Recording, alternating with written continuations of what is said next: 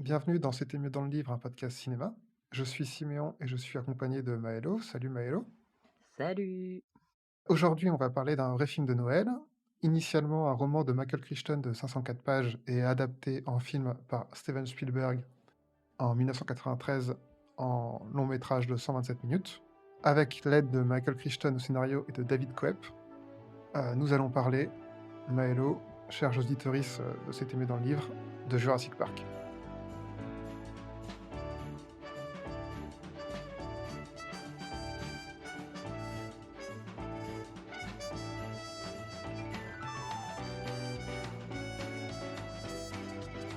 Maëlo, c'est quoi ton rapport avec Jurassic Park? Déjà, j'adore les dinosaures. Premier point. Quand j'étais jeune, je voulais être un dinosaure ou un dragon, mais les dragons, c'est un peu des dinosaures qui volent, donc c'est un peu pareil. Heu C'est vrai. et je l'ai vu assez jeune et je m'en souvenais, étonnamment, plutôt bien et j'avais jamais lu le livre, donc voilà. Jurassic Park, j'aime beaucoup. Moi, je me souvenais surtout de Jeff Goldblum qui joue Ian Malcolm, le chaoticien.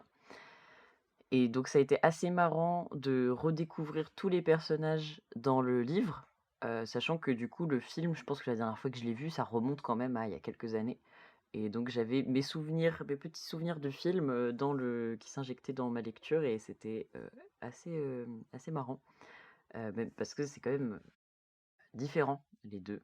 C'est pour ça qu'on en parle. C'est vrai ça. Et toi, Siméon, c'est quoi ton rapport à Jurassic Park? Moi, je l'ai pas vu très, très tôt, Jurassic Park. En fait, je pense que j'ai dû le voir une fois et ça m'a pas laissé de très, très grands souvenirs. Et après, par contre, ça a été la période collège et pendant la période collège, j'étais très fan de Crost et Mmh. dans Crost, il parle à peu près à tous les épisodes de Jurassic Park.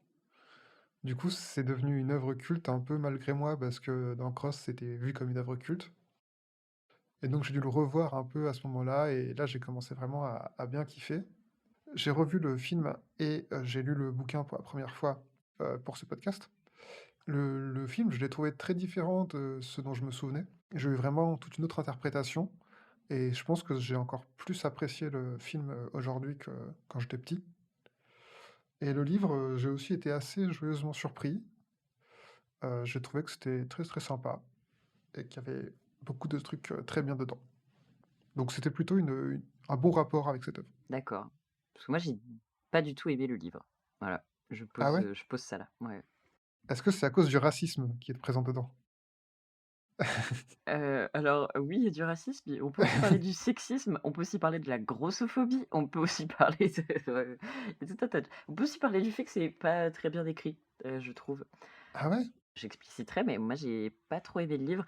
Ceci dit, j'ai fini le livre et je pense que j'ai rageusement posé ma liseuse en disant: «Eh ben voilà, je vais devoir lire la suite» parce que ça finit sur un ça finit quand même sur un cliffhanger. Donc Ouais. j'étais ouais, un petit cliffhanger, mais c'est quand même il y a pas de résolution comme dans le film et du coup, j'étais quand même contrariée de pas savoir la suite. Mais oui et par contre, comme toi, j'avoue que la lecture du livre et revoir le film maintenant, m'a fait apprécier le film, plus que jamais, disons. Disons qu'avant, je pense que je le voyais comme un petit film un peu divertissant et tout machin et là, j'étais en mode: «Ah ouais, c'est quand même vraiment bien». Ouais, il est vraiment bien le film. Je pense que je vais monter ça notre Letterboxd, tiens. Hop là! Mmh. Ah, je l'ai pas noté sur Letterboxd. Alors moi, je pense qu'il doit être noté, je vais pas vérifier, j'avoue. Maëlo, est-ce que tu peux nous raconter Jurassic Park, le livre, d'abord? Jurassic Park, le livre, c'est, heu, attends, comment on fait ça? On n'a plus l'habitude, hein. Ouais, ouais, hein, ça fait longtemps, on fait que des épisodes spéciaux maintenant. Oh, c'est pas vrai en plus.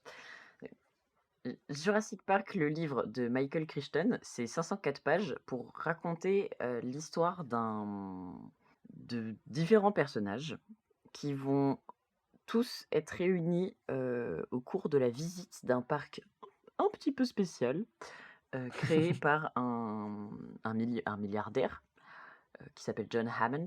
John Hammond, son rêve, c'était de créer un parc, où on pouvait, recréer les dinosaures, globalement. Donc, le livre commence d'abord, par, un enchaînement de mystères, des attaques mystérieuses, au Costa Rica, des touristes américains dont la fille se fait attaquer par un lézard, inidentifié, des bébés qui disparaissent. Il y a tout un enchaînement de mystères comme ça, qui vont pousser différents personnages à se retrouver sur cette île,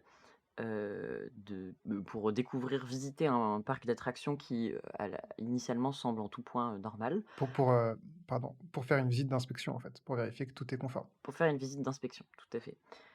Parce que du coup, l'enjeu, c'est que, John Hammond, il veut prouver à ses investisseurs que le parc est sans danger et qu'ils ont bien placé leur argent et qu'il ne faut surtout pas fermer son parc, parce qu'il veut montrer des dinosaures à tout le monde. Et d'un autre côté, eh bien, il faut que les autres personnages, donc à savoir, Alan Grant et Ellie Sattler, qui sont des, paléontologues, Et paléobotaniste, du coup? et paléobotanistes pour, Ellie Sattler. Eux, ils veulent, aussi, faire part de leur expertise, concernant les dinosaures, et on retrouve également Ian Malcolm, qui est un mathématicien spécialiste de la théorie du chaos, et comment il s'appelle? Gennaro? Donald Gennaro, qui est un avocat qui représente les investisseurs de John Hammond.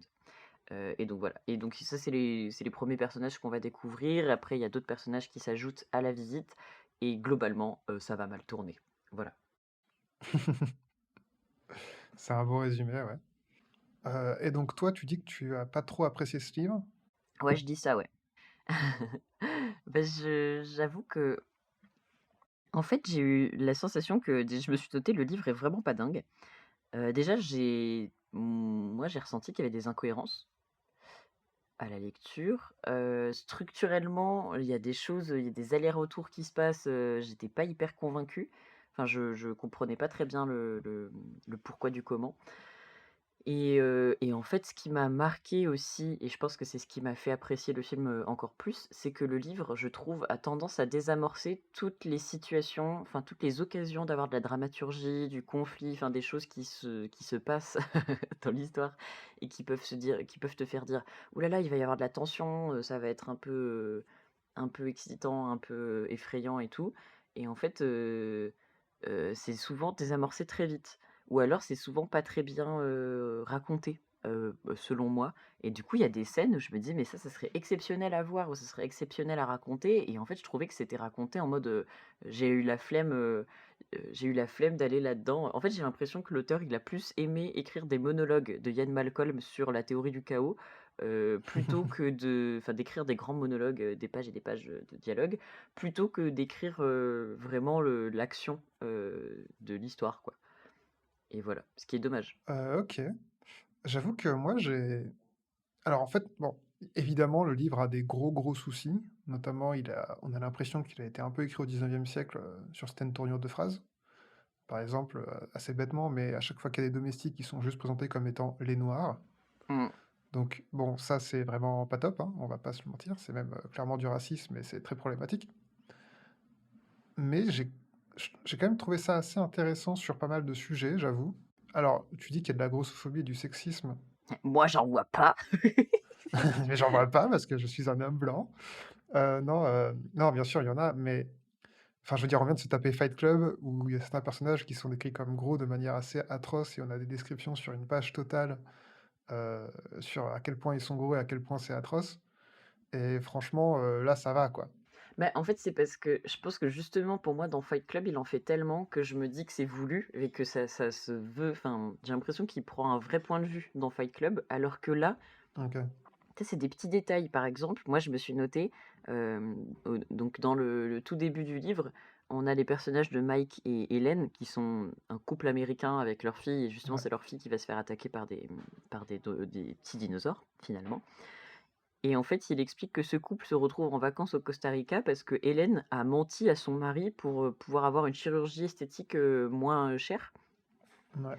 et que du coup, Mike, il est trop énervé parce que tu comprends, lui, il aime sa femme au naturel, et voilà, ces femmes qui comprennent rien et qui veulent mentir à leur mari pour avoir des chirurgies esthétiques, et ils en font pas des caisses parce que de toute façon, c'est pas le sujet. Mais en fait, c'est parce que c'est pas le sujet et que ça devient un truc, Mmh. un détail normal de l'histoire, comme de dire, le personnage, de Denis Nedry, qui est le hacker, enfin pas le hacker, mais le programmeur du parc, en fait, qui va trahir, John Hammond et tout, bah, que ce soit dans le livre ou dans le film, c'est un gros geek. littéralement, c'est vraiment, et dans le enfin, c'est un ouais, c'est un gros geek, qui prend pas soin de lui, qui, en plus, c'est un peu répugnant parce que lui, il veut de l'argent et trahir les autres et tu vois? Enfin, moi, ah! Ouais, non, c'est vrai. Mais en fait, moi, je pense que c'est là où on se distingue, c'est que toi, tu trouves ça horrible parce que c'est, entre guillemets, «banalisé» Mmh, et moi, comme c'est banalisé, j'ai un peu tendance à le mettre sous le tapis, en mode, «Oui, bon, OK, il a ce problème, mais en fait, c'est 50 lignes, sur, 3000, quoi». c'est parce qu'ils arrivent à t'endormir, Siméon. Bah, ouais, peut-être. Réveille-toi, réveillez-vous, devenez woke! Voilà, faut que je me déconstruise un peu plus, sans doute. Mais non, mais du coup, ouais, moi, j'ai quand même, trouvé ça assez sympa. J'avoue que j'ai trouvé que c'était plutôt bien écrit. Moi, j'ai pas eu l'impression que le roman était mal écrit. J'ai trouvé que c'était plutôt agréable, et j'ai trouvé qu'il y avait un petit côté science-fiction dans la recherche de conséquences si, cet événement, donc la réapparition des dinosaures se produisait, qui était assez Mmh, intéressante. Et donc, tu vois, il s'intéresse sur, les maladies, sur les zoonoses, sur, comment s'assurer qu'ils restent, dans le parc et qu'ils n'en sortent pas, sur les moyens de les contrôler, sur, leur comportement animal, sur leur comportement, social et tous ces événements-là, en tout cas tous ces éléments-là, j'ai trouvé que ça en fait, ça c'était assez réaliste, quoi et j'ai trouvé que c'était assez bien fait de ce point de vue-là. J'ai trouvé qu'il y avait vraiment une recherche de la part de l'auteur qui était assez intéressante. Alors sans doute qu'il a inventé une bonne partie, hein, je pense pas qu'il allait faire un vrai travail scientifique. Mais en tout cas, j'ai été assez agréablement surpris par la complexité du bouquin et par tout ce que ça proposait et à quel point ça allait beaucoup plus loin que le film, en fait. mmh. Bah, je suis assez d'accord avec toi sur c'est vrai que ça, c'est un des éléments que j'ai bien aimé du livre, c'est que, c'est sur la question du traitement des animaux et sur justement tout ce que éthiquement ça veut dire, cette expérience de recréer des dinosaures Ouais. et là-dessus, je trouve que le livre va un peu plus loin que le film. Là où le film, du coup, va vraiment, aller à fond dans le côté, dinosaure et il y a de l'action et c'est plus un film d'action. Le livre, il est un peu plus, mystérieux, un peu plus thriller et c'est beaucoup moins une histoire d'action. Je pense que moi, ça m'a surpris parce que, du coup, il y a quand même des scènes d'action et ces scènes d'action-là, je les trouve moins bien écrites. Mais du coup, c'est peut-être parce que enfin, j'ai pas lu les autres œuvres de Michael Crichton, mais peut-être Mmh. que c'est pas ce qu'il fait d'habitude. Hem mais c'est vrai que j'ai trouvé ça intéressant sur ce que ça allait explorer, sur, les questions éthiques de, essayer de recréer la nature, de maîtriser quelque chose qui ne peut pas être maîtrisé et cetera, quoi et voilà. Bon, après, au bout du troisième monologue de Ian Malcolm, qui explique la théorie du chaos, j'avoue que là, ça commence à me saouler, que j'avais juste envie que ça avance, mais voilà. Ouais, non, je suis d'accord que les 200 premières pages, faut un peu se les enfiler, c'est compliqué. Jurassic Park, le livre, c'était donc plutôt partagé, mais comment s'en est sorti Jurassic Park, le film? Réalisé par Steven Spielberg, écrit par David Koepp et Michael Crichton, Jurassic Park, le film, c'est surtout 127 minutes d'adaptation qui commence par le transfert d'un dinosaure à Jurassic Park, dans une cage, et un premier accident, puisqu'on voit un ouvrier qui meurt et qui se fait bouffer par ce qu'on comprend être les raptors.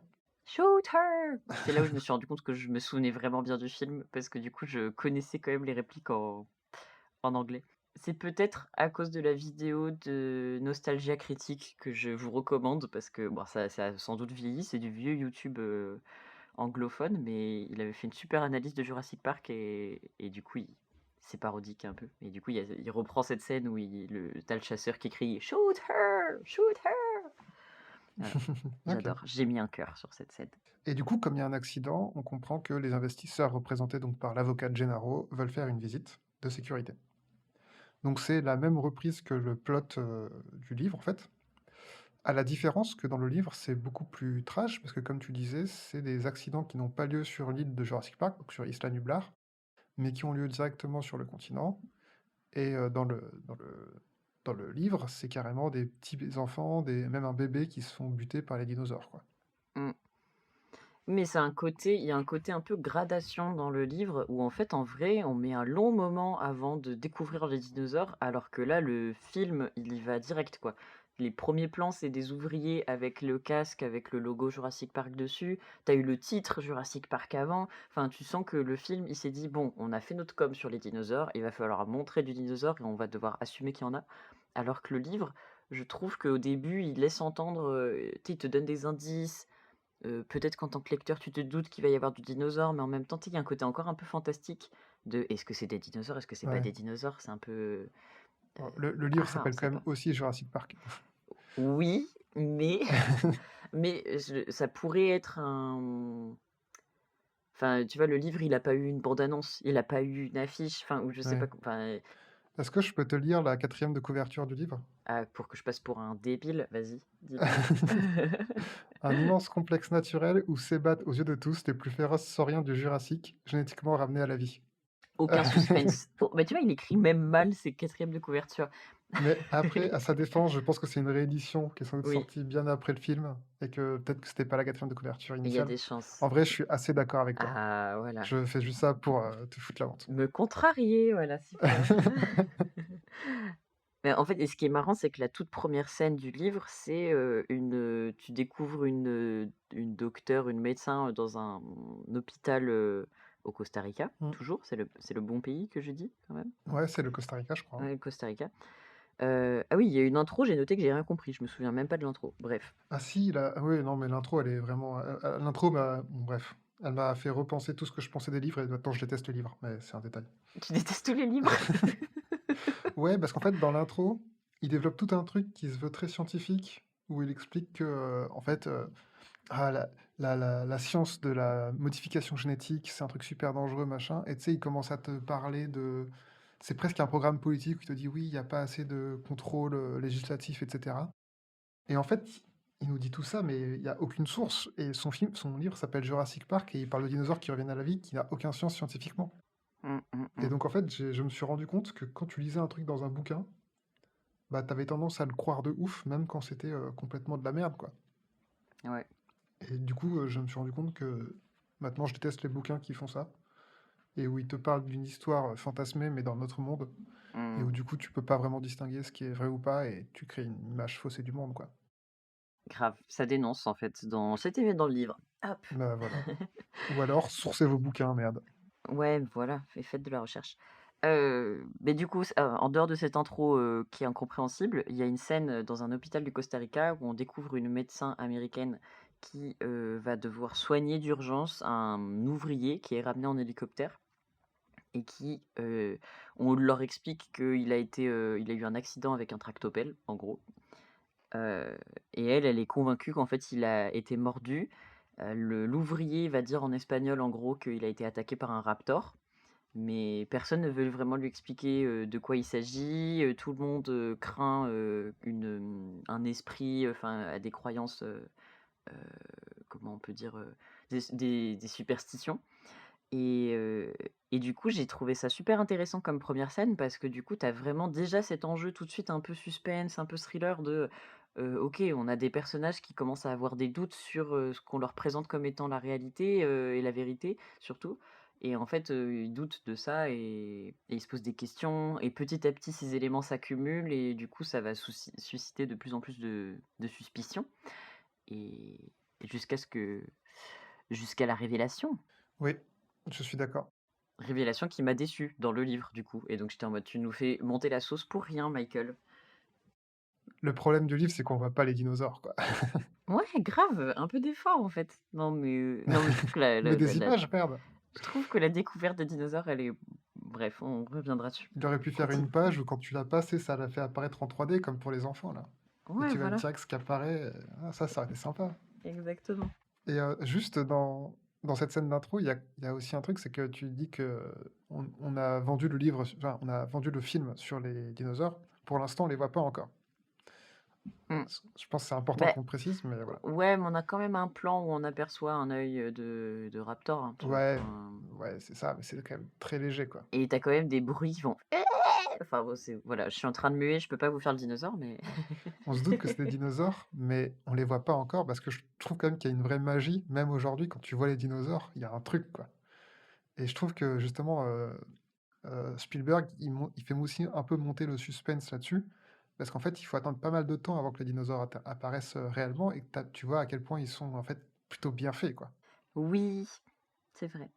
Et sachant que du coup, tu parlais du fait qu'on découvre l'avocat, Gennaro. Ouais. Mais du coup, ça fait quand même dire que l'inspection, elle a pas exactement le même point de départ. Enfin, et là, je trouve que le film est beaucoup plus efficace. Il perd pas son Oui, temps, quoi, alors qu'il fait 2 heures. Parce que tout de suite, hop, tu as une scène où il y a un ouvrier qui se fait, tuer, on comprend qu'il y a un accident grave et tout de suite après, c'est l'avocat qui est en mode, «Bon, bah, cet accident, a fait, amener de la lu enfin, une attention qu'on ne veut pas, les investisseurs commencent à avoir des doutes, du coup, il faut faire une inspection, quoi et hop, tu comprends ce qui va se passer, tu ouais. comprends qu'il se passe des choses bizarres, qu'il va falloir inspecter tout ça et qu'on va découvrir c'est quoi ces trucs bizarres, quoi. Alors que dans le livre, c'est beaucoup plus long et il y a, je sais plus, mais il y a 4 ou 5 incidents qui se succèdent avant que vraiment on commence à se poser la question de l'inspection. Mmh mh. Alors en effet, Gennaro, il part chercher des scientifiques pour mener cette inspection de sécurité du parc. Et donc on va rejoindre 2 scientifiques qui sont le docteur Grant et le docteur Sattler. Alors j'avoue que c'est pas très clair, mais je crois que dans le livre, Sattler n'est pas encore docteur. Je crois qu'elle est encore doctorante. Elle est, plus ou moins l'élève de Grant. Elle est en train de faire sa thèse, c'est carrément l'élève de Grant, ouais. Et il y a quand même une première différence avec le livre, c'est que ici, Grant et Sattler ne sont pas élèves et profs, mais ensemble, ils sont en couple. Burke. Ce qui pose d'ailleurs des questions puisque Grant a genre 16 ans ou 20 ans de plus que Sattler. J'ai pas comparé les âges des acteurs, et actrices, mais ouais, j'avoue que j'ai le premier plan, tu les vois ensemble et en fait, il lui met la main aux fesses, quoi. Il lui touche les fesses amoureusement, bien sûr, c'est pas en mode, mais j'étais quand même en mode, bah, purée, notre 1er personnage féminin badass, en fait, va être résumé à être la chérie du mec, stylé, quoi. Ouais, ouais, je me souviens plus non plus des âges des acteurs, mais je sais que leur âge est assez, choquant. Je crois que c'est genre, 40 et 22 quoi, un truc comme ça. Je me souviens plus exactement, je dis un peu au pif, mais voilà. Ils font des fouilles et il y a un hélico qui se pose au niveau de leurs fouilles et arrive John Hammond Mmh. qui Le leur Père propose Noël. donc voilà, tout à Il fait. y a Alors, Papa Noël qui arrive. c'est vrai, c'est le Père Noël qui leur propose une visite, de son atelier de lutin donc et en échange d'une très grosse somme d'argent pour financer leur fouille. Oui, globalement, ouais. Globalement, c'est un peu comme dans enfin, moi, cette scène, je trouve qu'elle est assez, elle reprend beaucoup d'éléments du livre et je trouve ça super chouette. Tu des détails comme le fossile, de Ouais, dinosaure qui va avoir la tête recourbée en arrière. Ça, c'est un détail du livre, qui justement, ils expliquent que justement c'est un des éléments qui fait douter sur si les dinosaures, sont plus proches des reptiles ou des oiseaux. Parce que visiblement, je crois que c'est les oiseaux quand ils meurent, ils ont enfin, ouais, il y a un truc physique qui fait que leur tête se recourbe en arrière et du coup, les dinosaures visiblement meurent de la même façon. ouais, On a du coup les 2 personnages de Grant et Sattler qui sont déjà très bien caractérisés. Il y a plein d'éléments, du lieu d'archéologie, enfin de fouilles, où justement il y a cette scène où il y a des étudiants qui utilisent un ordinateur pour, grâce aux ondes ou je sais plus quoi, mais en fait ils arrivent à avoir une image, d'un squelette sans avoir, à faire de fouilles. ouais. Et on comprend direct que, Alan Grant, il est pas très à l'aise avec les ordinateurs et la technologie, nin nin nin. On comprend aussi qu'il aime pas les enfants. On comprend aussi qu'il aime pas les enfants, mais ça c'est une grosse différence du livre. Pardon, tu raison. Mais qui et en plus qui est une différence qui m'agace un peu, mais bon, soit. Moi, j'aime bien. Mais du coup, peut-être qu'on peut en parler? Ouais, bah, vas-y. Et bah, du T'aimes pas coup, les enfants, c'est on ça? com non, j'aime pas les enfants, mais c'est c'est pas à moi dont il est question. Hem, en fait, on il y a un enfant sur le site, d'archéologie, le site de fouilles et il commence un peu à faire le malin et donc Grant, lui met un gros CP. Ce qui, quand je le revois aujourd'hui, n'est pas la chose la plus maligne à faire et n'est sans doute ça ne le présente pas comme étant un type bien, mais Non. c'est quand même sympa de le voir. Bah, le gosse va faire 15 enfin, il est venu visiter un site de fouilles et il va repartir avec, 15 ans de psychanalyse à faire, quoi, mais c'est OK. Ouais, mais il a rien à faire là déjà, qu'est-ce qu'il fout là? Enfin, Oui, je sais bref. pas, que font les parents? Que fait la police? Et du coup, en effet, Grant lui met un CP en lui expliquant comment, les raptors chassaient à l'époque et comment ils vont lui éventrer le ventre pour manger ses intestins pendant qu'il respire encore. Qui est en effet une grosse différence puisque dans le livre, à aucun moment il n'est précisé que Grant, n'aime pas les enfants et Même à même je crois que c'est même un l'inverse, peu le c'est contraire, l'inverse. ouais, c'est ça, Ah il oui. il est Ils enfin, disent qu'il aime les enfants, quoi. ouais, voilà. C'est un peu le seul truc, innovant, enfin, tu sais, un peu moderne dans ce livre, finalement. Que les 2 personnages principaux, féminins et masculins ne veulent pas sortir ensemble et le mec, il aime bien les Ouais, enfants. Et en même temps, pour la défense du film, heu, je pense que vu ce qui va se passer, vu que Grant, il va avoir tout un arc, qui est similaire au livre où du coup Grant se retrouve avec les enfants, les ouais, petits-enfants de John Hammond, dans le parc. Heu, c'est effectivement intéressant pour le personnage d'avoir une évolution où au début, il n'a pas forcément d'attache avec les enfants. Il y a aussi on croit comprendre aussi que du coup, il y a pas de projection avec, sa partenaire parce que du coup, il va pas vouloir faire d'enfant alors qu'elle, a priori, elle en voudrait. On comprend ça. Et du ouais. coup, toute cette aventure finalement, qu'est-ce qu'elle va apporter aux personnages, à leur échelle? Bah, c'est le fait qu'au début, il aime pas les enfants et puis après, il aime bien les enfants, quoi. Enfin, c'est quand même ça qui se passe. Ouais, tout à fait, c'est un bon ajout du film, mais qui est en fait justifié par le fait que Sattler et Grant sont ensemble, Oui. ce qui était vraiment pas nécessaire, quoi. Oui et puis je trouve ça un peu agaçant ce truc de, c'est, la meuf qui aime les enfants et qui est en mode, et le papa et le monsieur qui n'aime pas. Après, elle est pas non plus boring en mode, «Ah j'ai trop envie de faire des bébés avec toi». Non, ouais. Enfin je trouve que Ellie Sattler elle est pas non plus trop, trop cruche. Donc, is Non, OK. non, non, non, ouais. Surtout dans le film. Ouais, ouais, ouais. Et puis oui, si, une grosse différence par contre, c'est que, John Hammond, il vient, sur le site d'archéologie pour, rencontrer, Alan Grant et Ellie Sattler et les inviter en échange d'une grosse somme d'argent, en échange de financer leurs recherches pendant encore 3 ans. Donc ça, c'est la même chose que dans le livre, à la différence que normalement cette scène, elle se passe au téléphone. John Hammond, il vient pas, il les appelle. Il est Ouais, en mode: «Ah ouais, venez et tout», ils viennent de recevoir, les radios d'un reste d'animal qui s'avère être, enfin qui est non identifié et qui s'avère être a priori un dinosaure. ouais. Un Compsognathus, là, ou je sais plus quoi. Ouais, ouais, un compi. Un Un compi, ils un disent. compi, ils Les disent. compis. En mots simples et voilà et ça, je trouve que c'est vraiment une preuve que le film, il a compris comment, modifier les scènes, de façon cinématographique. Parce que franchement, avoir John Hammond, avoir Papa Noël qui t'invite au pôle Nord, au téléphone, bah, chiant en fait à regarder. Alors que du coup, c'est beaucoup plus dramaturgique d'avoir l'hélicoptère qui arrive, qui en plus caractérise. Enfin, je trouve que toutes les scènes dans le film, elles permettent de caractériser les personnages à chaque fois. Genre là, John Hammond, son arrivée, c'est en hélicoptère, du coup, ça fait de la poussière, donc il faut aller protéger les fouilles. Donc on comprend que John Hammond, c'est quelqu'un qui a beaucoup d'argent et qui est pas très soigneux. Ça pose quand même déjà, le personnage assez bien. Oui, et qui est aussi assez entêté, parce qu'en fait, ils rentrent dans leur caravane sans rien dire. Oui, il se sert dans leur frigo, ouais. On part complètement sur autre chose, et on se retrouve dans une sorte de bar, où on voit Nerdy. D'ailleurs, même son nom, Nerdy, putain. Non, c'est Nedry, Nedry, pardon. ouais. Oui, Nerdy. parce que Nous, on sinon, peut ça faisait l'appeler Nerdy, hein. vraiment. Non, vas-y. Donc, on passe complètement à autre chose. On arrive dans un bar et on voit Nedry, qui est donc l'informaticien du parc, qui rencontre un concurrent et qui passe un deal avec eux, puisqu'il est prêt à leur échanger des embryons de dinosaures contre de l'argent, parce qu'apparemment, il a une rancœur envers John Hammond, qui ne l'aurait pas assez payé. Là, pareil, c'est exactement comme dans le livre, Mmh. rien de bien nouveau. Mais c'est très simplifié. Pourquoi?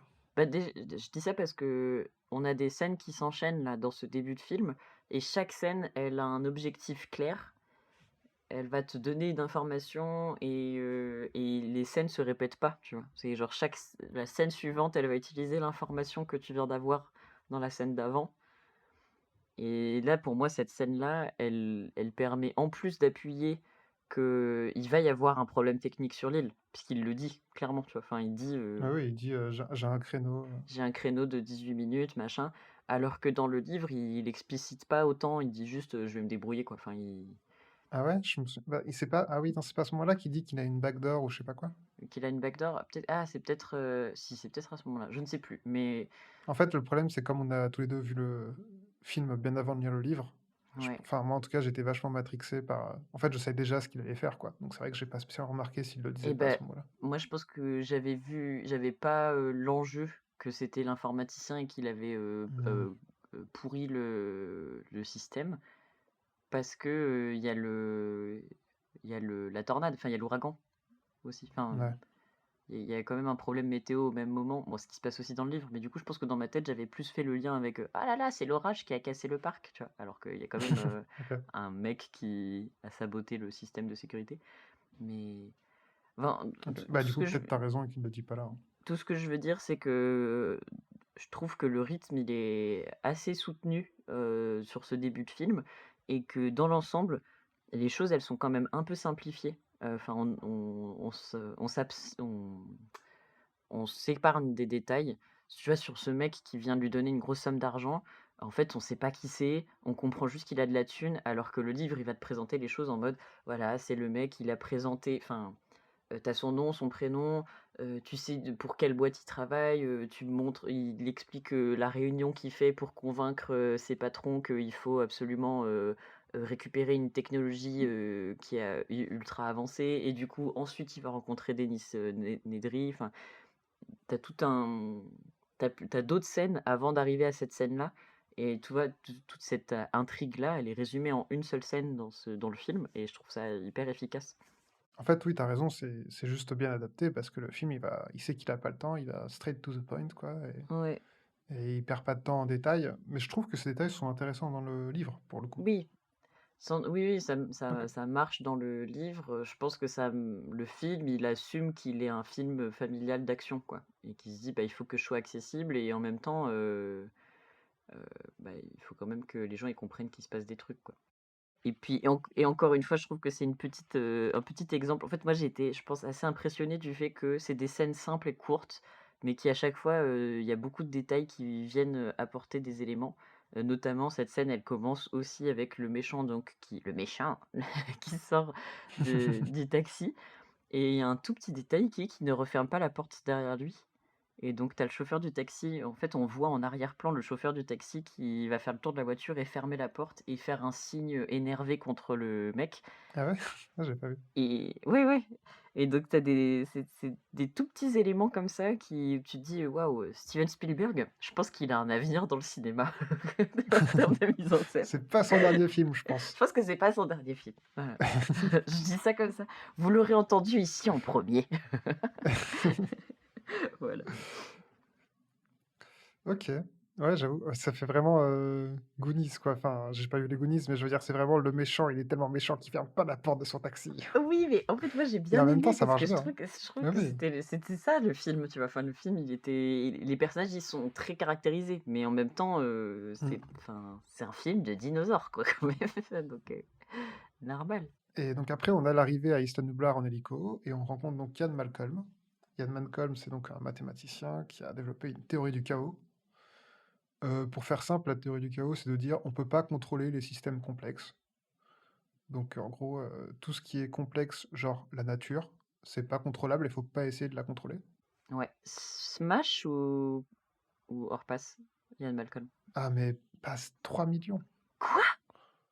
je le déteste. Dans le livre et dans le film? Ouais, Oh my god. un peu moins dans le film, mais quand Ok. même beaucoup. Mais c'est le plus de cheveux. C'est ça.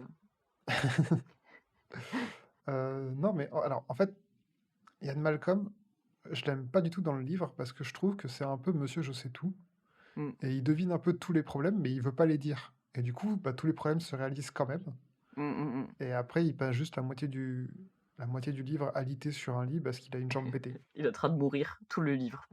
C'est Ouais, son action. globalement. Et son action, c'est de délirer et de dire des trucs sur oh là là, la théorie du chaos, j'avais trop raison et tout, changement de paradigme, je sais pas quoi. Ouais.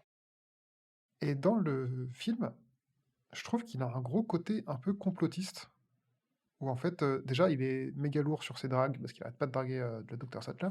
Mm, mm. Enfin, la docteur Sattler, pardon. Oui, il est un peu gênant, ouais. C'est vrai. Et, et à côté de ça, il te dit un peu des trucs bizarres sur la théorie du chaos et tout, et du coup, je trouve qu'il a un gros côté un peu complotiste, qui fait que tu le prends pas trop au sérieux. Ce qui fait que certes, il te prévient à l'avance de ce qui va se passer et d'à quel point c'est une mauvaise idée, mais comme c'est un complotiste, bah, tu le crois pas. Et donc, tu as quand même la surprise et tu es quand même un peu étonné par ce qui arrive. Et du coup, je le trouve un peu plus sympa, mais du coup, il est pas non plus gentil, quoi. Pour moi, c'est juste un. En fait, pour moi, c'est un gros con. Ouais, je comprends. Bah, c'est vrai que il John Hammond qui dit un truc, assez juste quand on rencontre Ian Malcolm. Parce que Ian Malcolm, du coup, c'est le chaoticien, c'est l'expert qui est ramené par, l'avocat, alors que John Hammond, lui, il ramène, Dr Grant et Dr Sattler. Ouais. Et il va dire à l'avocat, «Moi, je vous ramène 2 experts, 2 je ramène 2 scientifiques et vous, vous ramenez une rockstar». Et c'est vrai que, Ian Malcolm, dans le film, il a ce côté rockstar parce qu'il est habillé tout en noir et il a un côté un peu il dit des grandes phrases et des trucs stylés, machin. Et on sent que le livre, c'est un peu ce qu'il veut raconter aussi du personnage, Ouais. que c'est un mathématicien un peu moderne, qui est un peu, trendy, mais il a quand même un côté un peu plus crédible en tant que scientifique, alors que là, je suis complètement d'accord avec toi. C'est vrai qu'il fait juste complotiste, quoi. Puis parce qu'il sert pas à grand chose en fait dans le film aussi, à part être beau gosse. Et ce qui, moi, enfin, je veux dire, moi, je me contente de peu. Et parce que toi, du coup, tu le smash? Bah, enfin, s'il se tait, oui, tu vois. Enfin, c'est, je veux dire, s'il vient pas m'expliquer la théorie du chaos et T'es en train d'objectifier les hommes, Maëlo. ouais, exactement, je suis misandre. Heu, quand j'étais plus jeune, je le trouvais trop stylé et c'est vrai que là, en le revoyant, et en fait, il y a des scènes où il dit des trucs, j'étais en mode: «Putain mec, tu juste cringe en fait». Enfin, c'est pas du tout, du tout intéressant, quoi. Il y a un moment où il dit, il y a, Alan Grant qui lui demande s'il a été marié et il lui dit: «Oui, oui, occasionnellement, Ouais. oh oui, j'ai eu 3 enfants, j'adore les enfants, tout». Et tu en mode: «Ah oui, le mec s'en bat les couilles en fait, c'est un mauvais père, c'est un mauvais mari, enfin non, Mm. pas un bon parti du tout». Et après, je pense aussi qu'il souffre d'un truc, c'est que autant dans le livre que dans le film, il est vachement opposé à Hammond, parce que je trouve que Malcolm, c'est sans doute celui qui est le plus opposé au parc. Mmh, Et autant dans le livre, c'est cool parce que Hammond est horrible, ouais. mais dans le film, comme Hammond a quand même vraiment ce côté un peu papy gâteux, qui avait un rêve, bah en fait, t'as envie de dire, mais laisse le vieux tranquille, quoi. Il a 70 ans, il t'a rien fait, c'est bon, quoi. Oui, Enfin, comme j'ai beaucoup plus de sympathie pour Hammond du film, bah en fait, automatiquement, j'ai plus d'antipathie pour Malcolm, quoi. non, on est d'accord. Mais je pense qu'effectivement, Ian Malcolm, c'est peut-être le personnage le moins bien adapté, dans le film. Parce que du coup, effectivement, sa fonction qui est d'être contre le parc et d'être un peu le côté rationnel en fait et de dire, de rappeler qu'on peut pas maîtriser la nature et tout. C'est vrai que là, quand il le fait, ça a beaucoup moins d'impact parce que ça passe par des petits dialogues, des petites, répliques ou des côtés un peu, enfin, il a été présenté de toute façon dès le début, il est présenté comme un personnage pas crédible, dès cette scène dans l'hélicoptère. Ouais. Puisqu'on dit, «Ah ouais, lui, c'est juste le mec, c'est une rockstar, il se la pète, quoi». Je fais: «OK, bon, bah, du coup, en fait, tout ce qu'il va raconter, c'est pas intéressant». Alors qu'en plus, il dit des trucs intéressants, plus tard. Mais du coup, comme on nous l'a présenté comme un personnage, qui dit de la D, et ben Ouais, et puis c'est vrai que il souffre un peu de l'effet Indiana Jones qui touche Grant, quand même. ouais. Parce que Grant, dans le film, il a un côté un peu Indiana Jones. Et du coup, à côté de ça, tu dis, bah oui, mais toi, t'es un mathématicien, tu peux rien faire, quoi. Ouais. Mais bon. Chaoticien, actually. Euh, le, le, L'hélico finit par se poser. Ils partent en jeep pour visiter Jurassic Park. Et là, c'est la découverte des dinosaures avec Diplodocus tout d'abord. Euh, Pardon, la musique. la Voilà. musique qui va à fond, tout le monde est super impressionné, tout le monde est méga hypé. Ouais. L'avocat, on a un gros plan sur l'avocat qui dit oh, ce parc va nous rapporter des millions. Vraiment l'avocat qui est lui aussi très bien caractérisé, hein. Ouais. J'aime l'argent. Les gens sont morts, c'est pas grave. L'avocat qui a vraiment beaucoup souffert de de l'adaptation. Oui, c'est clair. Dans le livre, Gennaro, alors évidemment, il vient parce que les investisseurs sont inquiets et il vient pour voir s'il faut qu'il retire ses pépettes ou pas, hein. Donc Mmh, ça mmh reste mh. un avocat, voilà, ça reste un type juridique, financier, machin. Mais il a quand même, enfin en fait, il a un vrai intérêt. Je crois qu'il survit jusqu'à la fin. Ouais, c'est ça. Ah, dans le livre, oui, Euh, oui, parce que j'allais ouais, dire dans tu le n'as pas livre. vu le film sinon, enfin c'est oui, Non, non, oui, oui. Il dans le survit livre. jusqu'à la fin, oui. Mmh. Et en fait, il passe quasiment tout le livre à aider les autres et à essayer de faire en sorte que tout le monde s'en sorte vivant, etc. Mmh. Et à faire passer, on va dire, les gens et la sécurité avant l'argent du parc, quoi. Bah, moi, je l'ai pas perçu autant comme ça. Pour moi, je trouve qu'il est un peu plus ambigu parce que justement, il est pris entre d'un côté, il se dit que c'est enfin, je pense qu'il voit le risque que représente le parc parce qu'aussi il nous est présenté comme un père de famille quand même. Et ça reste un investisseur, qui doit défendre les intérêts de ses clients investisseurs, machin, machin. Du coup, d'un autre côté, il se dit: «Ah, on va vraiment se faire plein de thunes». Heu et du coup, moi, je l'ai plus perçu comme un mec qui, en fait, essaye de juste gagner sa croûte et son truc, c'est: «Bah, là, on a investi de l'argent sur ce parc. Je vois le potentiel que ça a. En même temps, je suis un père de famille, j'essaie de survivre et tout et je reste un humain», enfin, les personnages, de toute façon, sont beaucoup plus, ambivalents dans le livre. OK.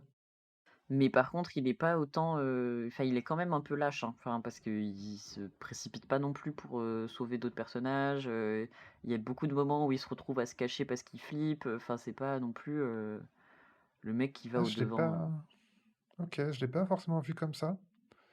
Dans le livre, il y a une longue scène où il part, essayer d'aider les gens avec le chasseur, avec Muldoon. Ouais, mais il Bon, sert un peu OK. à rien, quoi. Non, c'est pas Bah, oui, c'est un avocat, enfin, il est pas là pour chasser. En fait, il fait ce qu'il ouais, peut parce qu'en fait, il est extrêmement enfin, il a aucune compétence, donc forcément, mais c'est sûr que c'est pas, voilà, en fait, je pense que mais j'étais il fait ce qu'il peut, quoi. marquée parce que sur la fin du livre, du coup, il y a une scène un tout petit passage qui sert pas à Ouais, grand chose, je trouve. C'est, Alan Grant, Ellie Sattler et Donald Gennaro qui vont chasser le nid des raptors, ouais, heu et pour identifier combien de raptors sont nés, en dehors du contrôle, des gens du parc et cetera et cetera. Et en fait, Gennaro, il arrête pas de chouiner en mode, «Non mais c'est bon, ils vont tout détruire, ils vont tout exploser», et là, il y a une réplique qui est intéressante, qui est Alan Grant qui lui dit: «Non mais en fait, vous êtes responsable puisque c'est votre argent ouais, qui a provoqué tout ça aussi. Donc en fait, comme vous êtes responsable, vous allez devoir assumer cette responsabilité et vous confronter à ce que vous avez créé, quoi». Enfin et ouais. parce qu'effectivement, c'est vrai que Gennaro, pour le moment, dans tout le livre, il a bien investi, les dinosaures, quoi. Enfin, Eh ben, je suis pas du tout d'accord et cette, réplique m'a extrêmement énervé dans ce film, dans le livre, mais je vois tout à fait de quoi tu parles et même un peu plus tard, il se fait carrément menacer par Muldoon parce qu'il veut pas aller dans le nid des raptors. ouais. Hem, je suis tout à fait d'accord, il est responsable, mais en fait, je trouve qu'Alan Grant, il fait quand même vachement le malin, mais il est tout autant responsable. Enfin, c'est lui qui a fourni toutes les informations, c'est Mais il savait pas pourquoi, il savait pas du tout ce qui allait se passer. bah, oui, mais peut-être que ton éthique de scientifique fait que tu es censé te renseigner avant de faire ça, quoi Oui, mais et en plus tu peux pas reprocher à un mec de pas avoir imaginé qu'on allait recréer des dinosaures. Alors que l'autre bah, gars, on lui demande de l'argent et on lui dit explicitement: «On va recréer des dinosaures», tu vois? Là, je trouve que c'est beau. Alors que tu pourrais dire: «Bon, ils vont faire un parc, ils vont faire un musée», tu vois? Enfin, ils vont mettre des animatroniques et tout, enfin et c'est un peu ce qui se enfin, non, je suis après, en pas vrai, il se d'accord. pose pas de questions, mais oui, c'est vrai que bon et Il se bref. pose pas de questions, il accepte bien les milliers de dollars qu'on lui donne et en plus, dans le film, enfin, dans le livre, c'est encore plus gênant. C'est que en fait, genre, ce qui se passe, c'est qu'en effet, ils sont à la recherche des œufs de dinosaures pour savoir combien il y en a qui sont apparus et cetera, mais ils le disent pas tout de suite. Grant, il dit juste: «Ouais, on va aller chercher leur nid, on va essayer de voir où ils sont et cetera» Mmh. et Gennaro, il dit juste genre: «Beh, en fait, pourquoi vous voulez faire ça? On a déjà perdu la moitié des gens du parc. Venez, on se calme, on arrête de risquer nos vies» Oui, et c'est vrai. et Grant lui dit juste: «Mais t'es un putain de trouillard, t'as peur de tout, prends tes responsabilités, vas-y, on y va, on est des hommes et tout». Mais il lui explique pas pourquoi. Et c'est que 10 pages plus tard, qu'il lui dit: «On va aller compter les œufs pour savoir combien ils sont». Et puis il y a quand même cette idée de on va les tuer nous-mêmes aussi. Mais ça, j'ai pas compris parce que du coup, c'est Ouais, pas du tout ce qu'ils font et enfin bref. et enfin, du coup, je suis en mode, moi, j'aurais été à la place de Gennaro tous les jours, j'aurais dit: «Non, on n'y va pas parce qu'en fait, c'est méga dangereux et si tu m'expliques pas pourquoi est-ce qu'il faut qu'on y aille et quel est l'objectif, bah, tu juste stupide, en fait». Ouais. Donc vraiment, j'ai trouvé que Gennaro, il s'en prend plein la gueule. Mmh. Et pourtant, je trouve que moi, tout au long du film, enfin tout au long du livre, je trouve quand même qu'il a eu pas mal de moments un peu de bravoure, où il a essayé d'accompagner les gens, alors qu'il aurait très bien pu rester dans la salle de contrôle et se faire un thé et attendre que ça passe, Mmh. ce que j'aurais fait personnellement. Oui, alors que là, dans le Et film, c'est vraiment, le l'avocat véreux, quoi. c'est l'avocat véreux, la seule chose qu'il voit, c'est l'argent que peuvent lui apporter les dinosaures. Est-ce que tu as remarqué que c'était le Power Rangers, vert? Absolument pas. Mais parce que dans l'hélico, je me suis rendu compte qu'ils avaient tous, Alan, il est en bleu, Ellie, elle est en rose. Ah! Malcolm, il Je est croyais que c'était en vraiment en l'acteur qui jouait non, Power non, Rangers et j'étais choqué parce qu'il a l'air un peu vieux, mais OK. non, non. Mais non, ils ont tous une couleur, tu vois? Et je OK. suis Ah peut-être non, qu'il y a une j'ai pas moi. signification même, enfin, je sais pas s'il y a une Ah bah, ça va signification, être le enfin dollar. ouais, le vert comme le dollar. Non, mais en vrai, ça pourrait être ça, enfin, genre, ce qui est un Mmh. côté un peu poussif, un peu, caractérisation grossière, mais parce que tu as John Hammond qui est en blanc, il y a Malcolm qui est en noir et ils ont chacun, c'est force rouge, force bleue. Ah OK. Ouais, c'est vrai. Mais est-ce qu'on peut revenir quand même, parce que là, du coup, tu nous parles de la scène de découverte des dinosaures et toi, tu préfères nous parler de l'avocat véreux. Est-ce qu'on peut parler des dinosaures? On peut aussi parler des dinosaures si tu veux. Parce qu'il y a des dinosaures, quoi, et ils se déplacent en meute, ils se déplacent en troupeau. Elle est trop bien cette scène quand même. Ouais, elle est vraiment incroyable. Donc en fait, on voit les dinosaures pour la première fois. J'avoue que je me souviens plus comment ils ont été faits. C'est à moitié des animatroniques et à moitié de Ouais, l'animation, je crois, je sais là, je plus pense bien. que du coup, c'est quoi? C'est un brachiosaure? Je sais plus. C'est Ouais, c'est un des grosses diplodocus, je girafes, crois. un diplo. Mais là, je pense que c'est de l'effet numérique, celui-là, je pense. Ouais. Parce que je regardais le film à côté de ma mère et quand elle a vu cette scène, elle a fait: «Ouh là, ça a mal vieilli». Donc, Ah ouais? Putain, moi je trouve pas. mais non, je trouve pas non plus, mais donc j'ai rien dit, mais enfin, ça a vieilli, ça se voit que ce n'est pas un vrai dinosaure, genre. Mais moi, j'ai été plus impressionnée à l'échelle du film, j'ai plus été impressionnée par les animatroniques qui, je trouve, sont quand même très, très bien faits. Les effets numériques restent bien, mais tu sens quand même que c'est tu sens un petit décalage avec l'image réelle, tu vois? Tu as l'impression qu'il y a le mouvement, qui sont un peu collés par-dessus l'image, je trouve. Mais après 93, enfin 1993, c'est quand même hyper impressionnant, et c'est dingue. Et moi, je trouve ça. En vrai, je me fais toujours avoir. Honnêtement, je pourrais pas te dire lesquels sont des animatroniques et lesquels sont Ouais. en animation. En tout cas, je trouve que cette scène, elle est vraiment mieux, enfin cette première découverte de dinosaures, elle est tellement mieux que dans le livre. Elle est beaucoup plus, bah, elle est beaucoup plus cinématographique, en fait. Et Ah, le livre est pas assez cinématographique. ouais, grave. Les livres devraient gagnerait à être plus cinématographiques des fois. À Heu mettre des images Ouais, non, mais non, mais à être plus qu'on dramaturgique dans leur, qu'on animerait. parce que là, en fait, le premier dinosaure qu'ils vont découvrir dans le livre, c'est, le bébé raptor, je crois, et tu sais, ils rentrent dans la nursery et ils voient un bébé raptor et c'est comme ça qu'il lui parle, quoi. Enfin, il parle, et c'est trop mignon et tout, mais et cette scène est adorable, mais je trouve que ça retombait comme un soufflé, tu sais. Tu nous fais, plein de pages, il y a une centaine de pages, je pense, où on te tease il se passe des choses mystérieuses, oh là là, est-ce qu'il y a des dinosaures? Est-ce qu'il y a pas de dinosaures? On vous dit que peut-être on a réussi à recréer des dinosaures, mais en même temps, ça serait quand même vraiment pas possible. Et puis là, oh voilà, en fait, il y a un dinosaure. Et les experts en plus sont un peu en mode: «Ah OK, un dinosaure, d'accord». Ah, je suis pas d'accord. Ah, moi, je l'ai tellement vécu comme ça, le livre, alors que le film, du coup, je suis en mode: «Waouh, un putain de diplôme incroyable», et les gens, enfin, les réactions, moi, je me dis: «Ouais, ça, c'est des réactions de gens qui voient des dinosaures pour la première fois, quoi». Enfin, surtout les experts, Alan Grant et Lee Sattler, je suis en mode: «Bah, ouais, évidemment, trop émus», enfin, ils sont trop Ouais. émus, hyper enfin, il y a un truc, émerveillé, et genre, c'est Papa Noël a enfin apporté les dinos pour Noël, quoi. Genre, C'est vrai. Moi, je l'ai pas vécu comme ça parce que je trouve que le livre, il va de enfin, il y a une sorte d'échelle où au début, on voit un bébé, puis après on voit des petits dinosaures, puis après on voit des plus gros dinosaures, puis après on voit le T-Rex mmh, et du coup, je trouve ça aussi assez intéressant et après, je trouve aussi que on en a déjà un petit peu parlé, mais le film, il est très dans l'émotion, alors que le livre, il se veut aussi très, pas scientifique, mais un peu très réaliste et du coup, quand les c'est un côté que j'ai beaucoup aimé du livre aussi, c'est que mmh. quand les scientifiques, Alan Grant et le docteur Sattler, voient les dinosaures, directement, ils commencent à faire des théories et à essayer de comprendre des choses et tu vois, enfin, Grant, il commence à un peu quand il voit le bébé raptor, il commence à le prendre, il regarde les écailles, il regarde la queue et cetera Oui, c'est vrai. et je trouve que ce côté un peu où, en fait, tu vois vraiment des mecs qui apprennent des choses sur les dinosaures, il est aussi un peu présent dans le film, mais il l'est beaucoup moins et du coup, c'est vrai que je trouve que Grant est beaucoup plus intelligent dans le livre, parce que j'ai vraiment l'impression qu'il agit en scientifique, qu'il comprend des choses, et que, genre, par exemple, il va comprendre comment réagir le T-Rex et il va commencer à l'éviter. Alors que dans le film, j'ai l'impression qu'il le sait déjà. Mmh. Et genre, le truc très connu qui est sa vision est basée sur le mouvement. Dans le livre, il y a vraiment toute une étape d'apprentissage où il le comprend par lui-même et il fait une déduction logique. Oui. Alors que dans le film, on a l'impression que Grant le savait déjà. Et je trouve que c'est un peu dommage, parce que du coup, ça renforce le côté un peu Indiana Jones, où Grunt, il passe son temps certes à étudier, mais aussi visiblement à combattre les nazis et à faire des exercices physiques.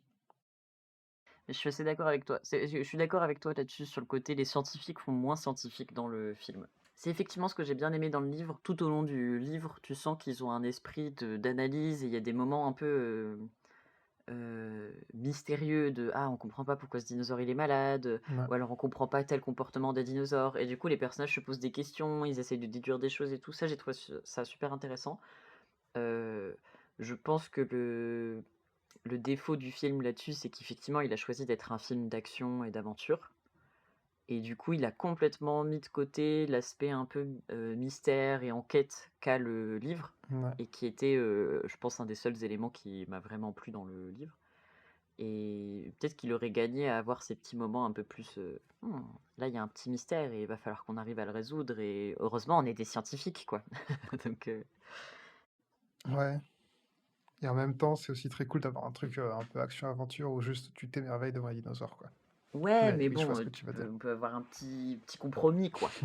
En parlant de mystère, de scientifique, tout ça, les, les personnages avancent et ils rejoignent le complexe du parc en lui-même. Mm, Et là, on a toute la scène d'explication sur comment qu'on a fait pour recréer des dinosaures, mm, mm. avec Monsieur ADN qui nous explique tout en 5 minutes. Ce qui est pour le coup plutôt cool, parce que dans le livre, c'est beaucoup plus long. Pour faire simple, ils ont retrouvé du sang de dinosaure dans des vieux moustiques séchés dans l'ambre. Ils ont récupéré le sang, ça a donné de l'ADN. Ils ont complété avec des ADN d'autres animaux. Et pouf, t'as un dinosaure. Si on avait su que c'était aussi simple que ça, finalement. Putain, pourquoi on l'a pas déjà fait? Oui, en fait, je trouve ça ouf comment. Par contre, l'explication du moustique dans l'ombre, j'y crois beaucoup plus dans le livre que dans le film, j'avoue. Ah ouais, bah oui, vas-y, prends plus son temps aussi. Alors, dans le livre, c'est plus prend son temps. Là, c'est vraiment juste, on voit un petit dessin animé où tu vois un scientifique qui perce pour récupérer le sang dans le moustique, c'est pas très bon. Et puis, t'as quand même tout un enjeu aussi de. On avait teasé avant, t'as une explication un moment avant où on a un mec qui enquête sur John Ouais, Hammond et qui explique que John Hammond est devenu le possesseur, le plus gros possesseur d'ambre au monde, quoi, quasiment. Parce ouais. qu'il se fait livrer et même des bijoux, il récupère tout ce qu'il peut. Et du coup, Et il fait des fouilles que dans les pays de l'hémisphère nord, ouais. parce que c'est du coup c'est les endroits les plus froids où les dinosaures ont pu être congelés. Et on comprend qu'il y a un côté un peu désespéré quand même dans cette façon de fonctionner. Et même quand ils exposent le truc, ils disent que en fait c'est hyper, c'est un peu hasardeux quoi en fait. Et c'est pour ça aussi qu'ils ont enfin ils ont entre guillemets assez peu d'espèces de dinosaures. Ils en ont une quinzaine dans le livre. Euh, Et du coup, ils appuient quand même un peu plus sur le côté hasardeux, le côté chance, le côté long et fastidieux aussi que c'est d'aller récupérer le sang de chaque moustique et tout. Alors que là, quand du coup tu le vois en image, pour le coup, bah, le fait que c'est pas la faute du film, hein, mais du coup le fait qu'il le montre, je trouve ça a un côté un peu goofy et ça fait un peu genre, et oui, et le moustique il se pose sur l'arbre et la sève coule dessus. Et comme par hasard, on a réussi à filmer un moustique qui se fait manger par la sève de l'arbre. Et tu te dis, mais les gars, genre, en fait, là, j'y crois zéro. Genre, enfin, je pense que des moustiques qui se sont vraiment fait choper dans de l'ambre, alors peut-être que c'est beaucoup plus fréquent que ce que je crois et tout, mais là, quand je le vois comme ça, je me dis, mais zéro, c'est impossible. Enfin, j'y crois pas. Enfin, Et ben, ça tombe bien parce que c'est en effet impossible. On n'a pas de dinosaures à l'heure actuelle. Mais mais alors peut-être qu'il y a des vrais scientifiques qui ont vu Jurassic Park et qui se sont dit, bah go, on essaye, hein. Je suis sûr qu'il y a un laboratoire secret. et non, et pendant toute cette scène-là, on a aussi la présentation de deux nouveaux personnages. Alors le premier, c'est le docteur Wu, qui est le scientifique généticien du parc. Lui, il est carrément oubliable. Et l'autre, c'est Arnold. Alors, j'ai pas noté son nom de famille, mais Arnold, c'est l'ingénieur du parc. C'est Arnold. En fait, Arnold, c'est son nom de famille. Ah bah voilà. Et du coup, Arnold, c'est un peu le chef du parc, le chef technique, quoi. Ouais. Et moi, j'ai noté que on découvre quand même la réalité virtuelle dans cette petite scène d'explication, Ah parce oui, ah, que ça on m'a voit, énervé. parce qu'ils expliquent que du coup, ils arrivent à manipuler l'ADN grâce à la réalité virtuelle. Et donc, t'as un mec avec des gants. Et enfin, c'est vraiment trop drôle de voir, ah, c'était ça, la représentation de la réalité virtuelle en Ouais, 1993. Donc, c'est des gants avec des circuits électriques dessus et un mec qui a une mm, visière en plastique qui m'ont fait penser aux visières que les gens avaient pendant l'épidémie enfin, pendant la Covid. Parce qu'il y a toujours la ouais, Covid, c'est vrai. mais du coup, c'est une visière de protection. Et, et c'est très drôle. Voilà. C'est vraiment le futur du passé. Mm. D'abord, le Docteur Wu, il est honnêtement très oubliable dans le film. Il a un rôle beaucoup plus important dans le livre, mais on va pas forcément revenir dessus, puisque là, il fait rien. Mmh mh. Et Arnold, par contre, donc l'ingénieur du parc, il a aussi un rôle plus important. Euh, il n'a pas eu énormément de transformation, pour le coup, j'ai trouvé. Mmh. Il est plus développé dans le livre, mais forcément, le livre est plus développé partout. On comprend moins qui c'est dans le film, je trouve. Ouais, c'est ça. Oui, c'est ça. Et tu comprends qu'il donne un peu des ordres aux gens et qu'il regarde les écrans de contrôle, quoi. Donc tu dis, ah, c'est le chef, mais c'est vrai que tu sais pas trop. On va nous présenter un dernier personnage qui est Muldoon. Muldoon, c'est le chasseur qui a été ramené ici pour assurer la sécurité du parc. Et il le retrouve devant la cage des raptors. Alors on ne voit toujours pas les raptors, on voit juste qu'ils vont manger une vache. Muldoon, pareil, personnage assez important du livre, qui a moins d'importance dans le film, mais ses éléments les plus importants sont repris, c'est-à-dire c'est un chasseur, et lui, son truc, c'est de chasser les animaux. Et il est un peu excité par l'idée de pouvoir contrôler des raptors et chasser des dinosaures, quoi. Mmh mh. Ah, mince, on a raté la naissance du bébé raptor? Ouais, tu voulais en parler? Oui, parce que il y a le bébé raptor qui enfin, il regarde ils sont dans la nurserie et ils découvrent les œufs et tout et ils sont émerveillés une nouvelle fois parce qu'il y a un œuf qui éclot et en fait, ce qui m'a fait trop rire, c'est qu'il y a Alan Grant qui prend le bébé dans ses mains et qui va dire, «C'est quoi comme espèce de dinosaure?» Ah ouais, il dit ça? Il dit C'est pas Grant qui dit ça? C'est Grant qui dit, Alan Grant, il a Ah le oui, bébé ah oui, dino ok. dans les mains et il dit quelle espèce de dino, Ah oui, quelle espèce pardon. c'est? Et on lui dit c'est un raptor. Et là, vous avez créé des raptors? Et tu me hop, flashback quelques minutes avant, Alan qui explique comment fonctionnent les raptors. Et tu dis mais est-ce que tu es vraiment un expert des dinosaures, Alan? Parce que bon, Alors, parmi tous les gens qui pouvaient poser la question, il y en avait plein d'autres en fait qui pouvaient demander. Mais pour sa défense, dans le livre, il me semble qu'il précise qu'ils n'ont jamais trouvé de bébé raptor fossilisé. Mais non, parce qu'il est en train il en trouve un. Justement, au début du C'est livre, un œuf qu'il trouve. non, il était en train de déblayer un squelette de bébé, je crois. Pour moi, c'était un adulte, squelette adulte, et ils avaient trouvé des restes d'œufs. Et puis Et du coup, ils désolé, mais je comprenaient que pense c'était un... qu'une fois que tu as trouvé un adulte, un bébé, ça reste un adulte petit, hein. C'est ce que Ellie Sattler, elle lui Ah ouais? explique aussi quand il lui dit c'est quoi les enfants, elle dit c'est des adultes version miniature. Mais, enfin, je sais pas, parce que par exemple, tu vois un bébé oiseau, tu sais pas forcément quelle espèce c'est. Bon, d'accord. Allez, le repas. Non, mais par contre, il y a un truc qui est très important dans cette scène. Enfin, très important, non, mais c'est qu'il nous explique que les dinosaures ne peuvent pas avoir d'enfants. Oui, Pour... Alors, la raison principale, c'est parce que ça serait que des femelles. oui. Et d'ailleurs, dans le livre, ils expliquent que c'est que des femelles, mais qu'ils appellent certains dinosaures par il, ce qui m'a fait dire qu'ils mégenraient les dinosaures, et c'est vraiment Mm, pas sympa de leur part. ouais, grave. Transphobe. On a le déjeuner dont tu parlais, transphobe les scientifiques. Et ensuite, en effet, donc ils vont déjeuner, et on a une discussion entre Hammond, les scientifiques, et l'avocat Gennaro sur le parc, sur la sécurité du parc, et sur est-ce que c'est une bonne chose ou pas de ramener des dinosaures à la vie. Cette scène de découverte du bébé raptor plus ce repas, elle me donne quand même un goût un peu bizarre sur John Hammond. Parce qu'elle en fait vraiment une présentation de John Hammond, c'est Papa Noël, c'est le gentil papa. Il veut être là il tient à être là dès qu'il y a un dinosaure qui naît, parce qu'il veut qu'il le regarde parce que la première chose qu'il voit, du coup ils ont confiance, machin.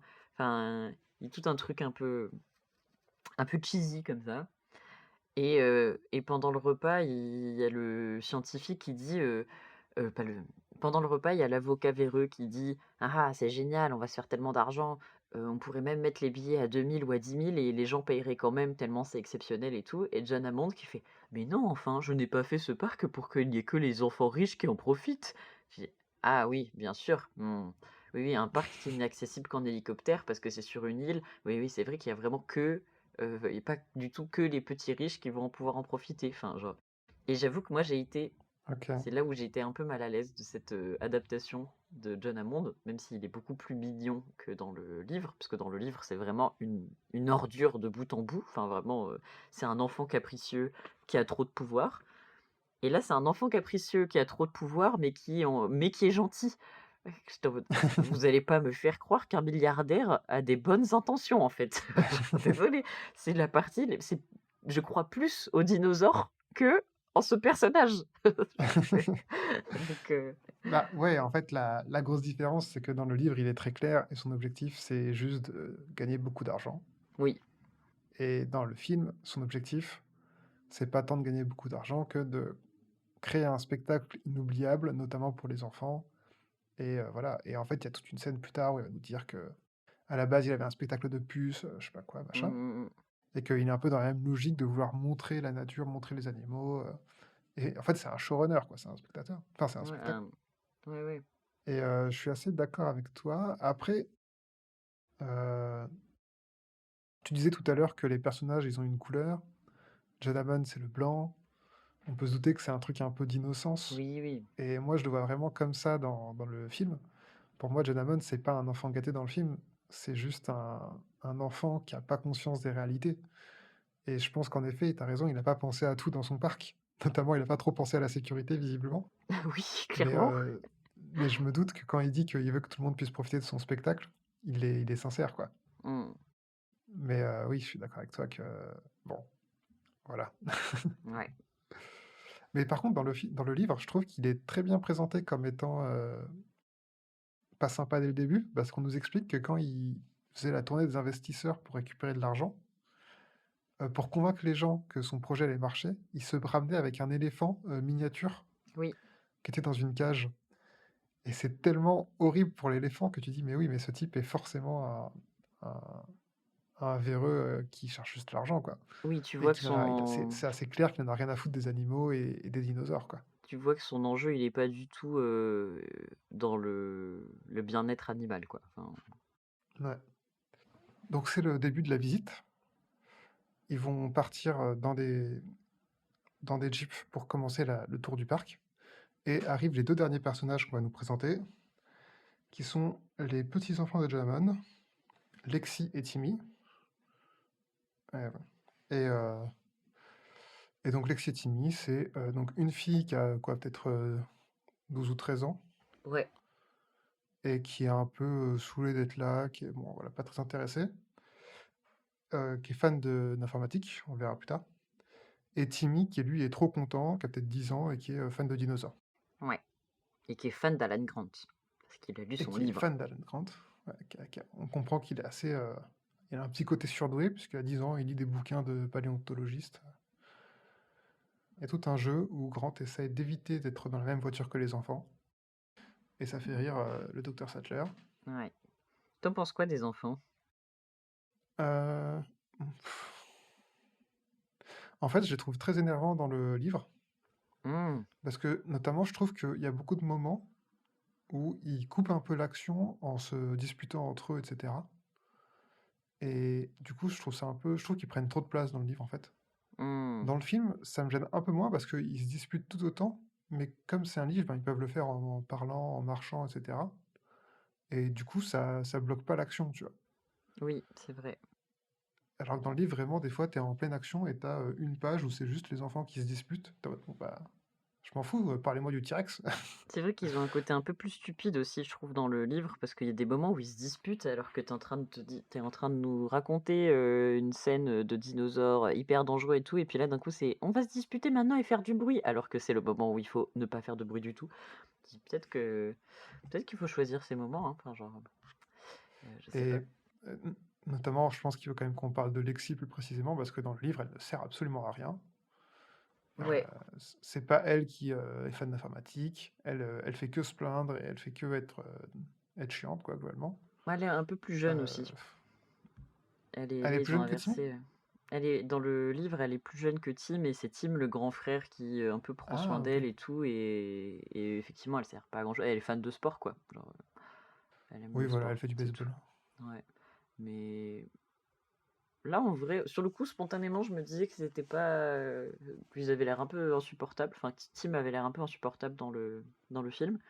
Mais en fait en vrai je suis d'accord avec toi. Je pense qu'ils sont assez mimi. Ils servent plutôt bien l'action. Ouais, ils m'ont pas trop gêné. Ouais ouais. Non, et puis le trio, les enfants plus Alan Grant, il est mignon, quoi. Ouais, non, ça Ils sont marche très bien. choupis. Ouais. Et puis même entre eux, je trouve quand même que leur relation évolue un peu. Genre, au début, ils se disputent beaucoup, puis après, il y a Lexi qui va sauver son frère des Raptors à la fin. Enfin, Oui. il y a vraiment un moment où... il y a aussi Lexi qui prend beaucoup sur la première partie, Mmh. où elle est tyrannisée par les dinosaures. Elle sait, quand il y a un dinosaure qui éternue, c'est sur elle que tombe la bave, etc. Ouais. Et à la fin, et enfin, du coup, elle encaisse beaucoup, et à la fin, au contraire, elle se prend vachement en charge, et elle va être très indépendante et très forte. Ouais. Donc je les ai trouvés plutôt cool, pour le coup. Et en plus, les enfants jouent pas trop mal. Ouais, les enfants jouent pas trop mal, alors que toi, tu détestes quand les enfants la hantise de Siméon, les enfants dans les films. Ah oui, non mais les enfants dans les films... De toute façon, les hantises de Simeon, les enfants, hein. Ouais. Point. Et je trouve qu'effectivement, il y a aussi une évolution dans le film par rapport au livre. C'est que dans le livre, les enfants, très vite, ils se débrouillent tout seuls quand même.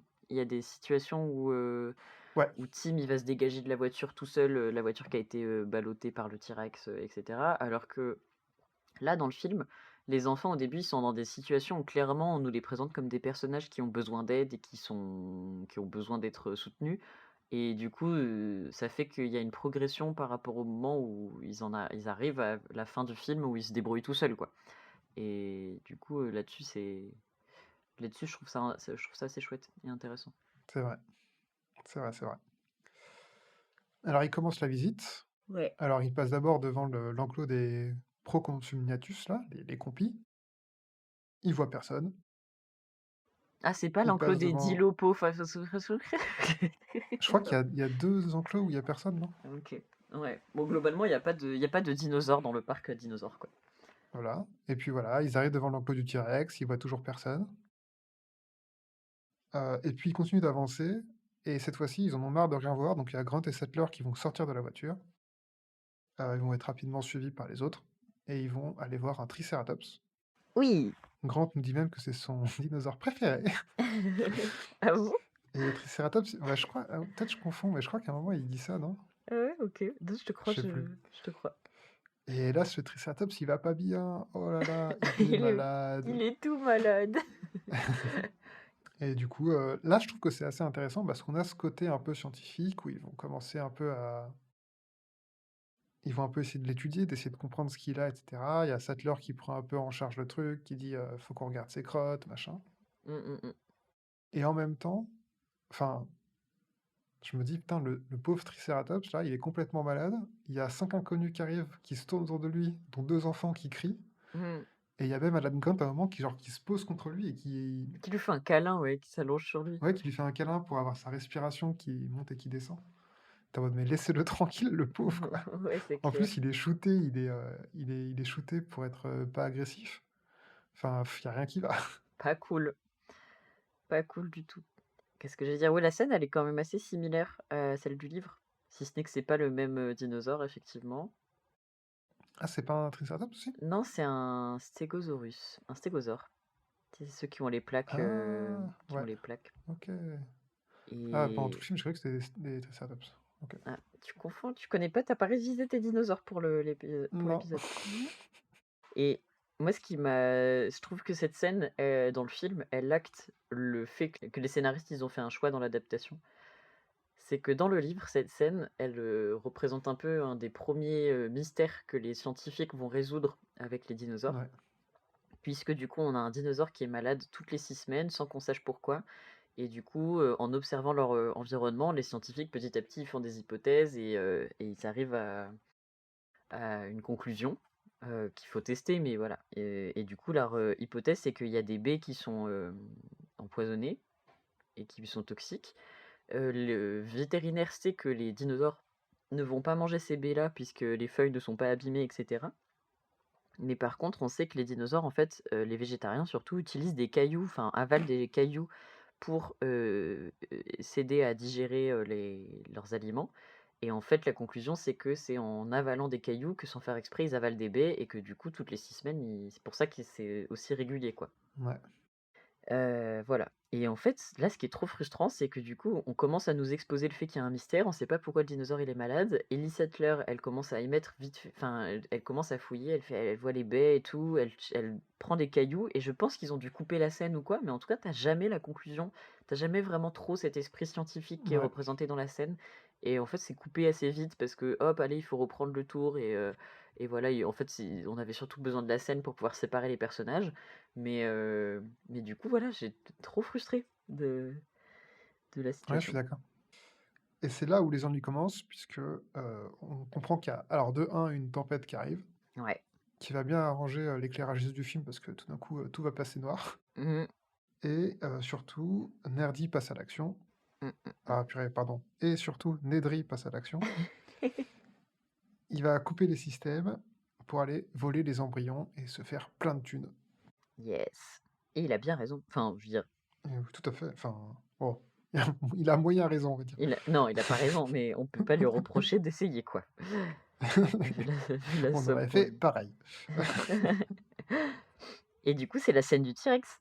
C'est ça, donc les gens rentrent dans les voitures pour rentrer au centre, mais comme le système est coupé, les voitures fonctionnent plus. Et évidemment, ils s'arrêtent où? Ils s'arrêtent juste devant l'enclos du tyrannosaure. Bon, la scène est méga culte. Ouais, meilleure scène du film. Voilà, je l'ai dit. Ah ouais? Ok. Une des meilleures scènes du film. Pour moi, la meilleure scène, c'est la scène de fin, mais je comprends. OK. Bon, pour résumer rapidement, l'avocat se fait bouffer, parce que visiblement Spielberg n'aime pas les avocats. Ouais. Les enfants et Grant sont envoyés dans la jungle, et il reste plus que Malcolm, puisque le docteur Sattler est resté avec l'éléphant, le dinosaure malade. Il le faut. Et Malcolm, il est blessé à la jambe. Ouais.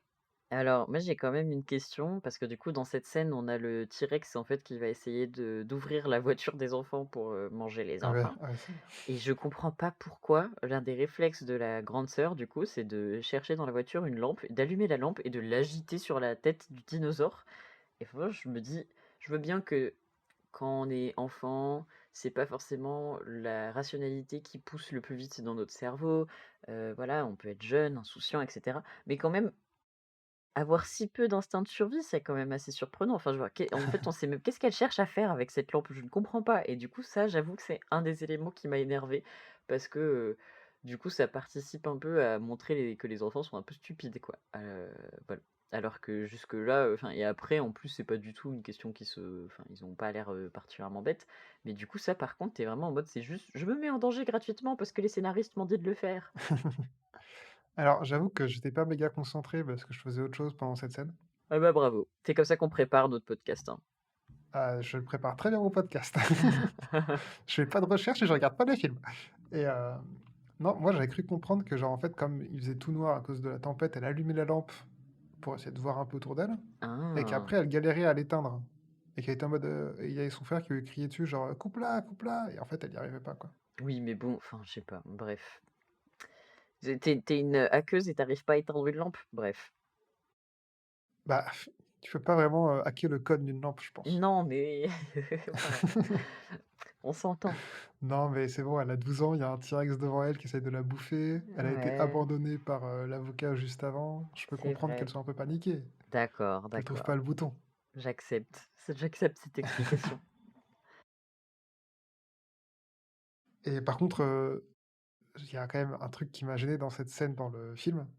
C'est il y a un moment, tu as une vue du dessus où enfin, le T-Rex écrase la plaque de plexiglas qui est au-dessus de la Ah oui. voiture. Ouais. Et les enfants retiennent la plaque de l'autre côté avec leurs bras et leurs jambes pour pas que ça les écrase. Et là, c'est le seul moment du film où je me suis dit: «Non, ça ne fonctionnerait pas». Ouais. Et ça Le d'ailleurs, T-Rex de 8 tonnes qui n'arrive pas à écraser une plaque de plexiglas. je crois que cette scène d'ailleurs, elle est faite avec un animatronique.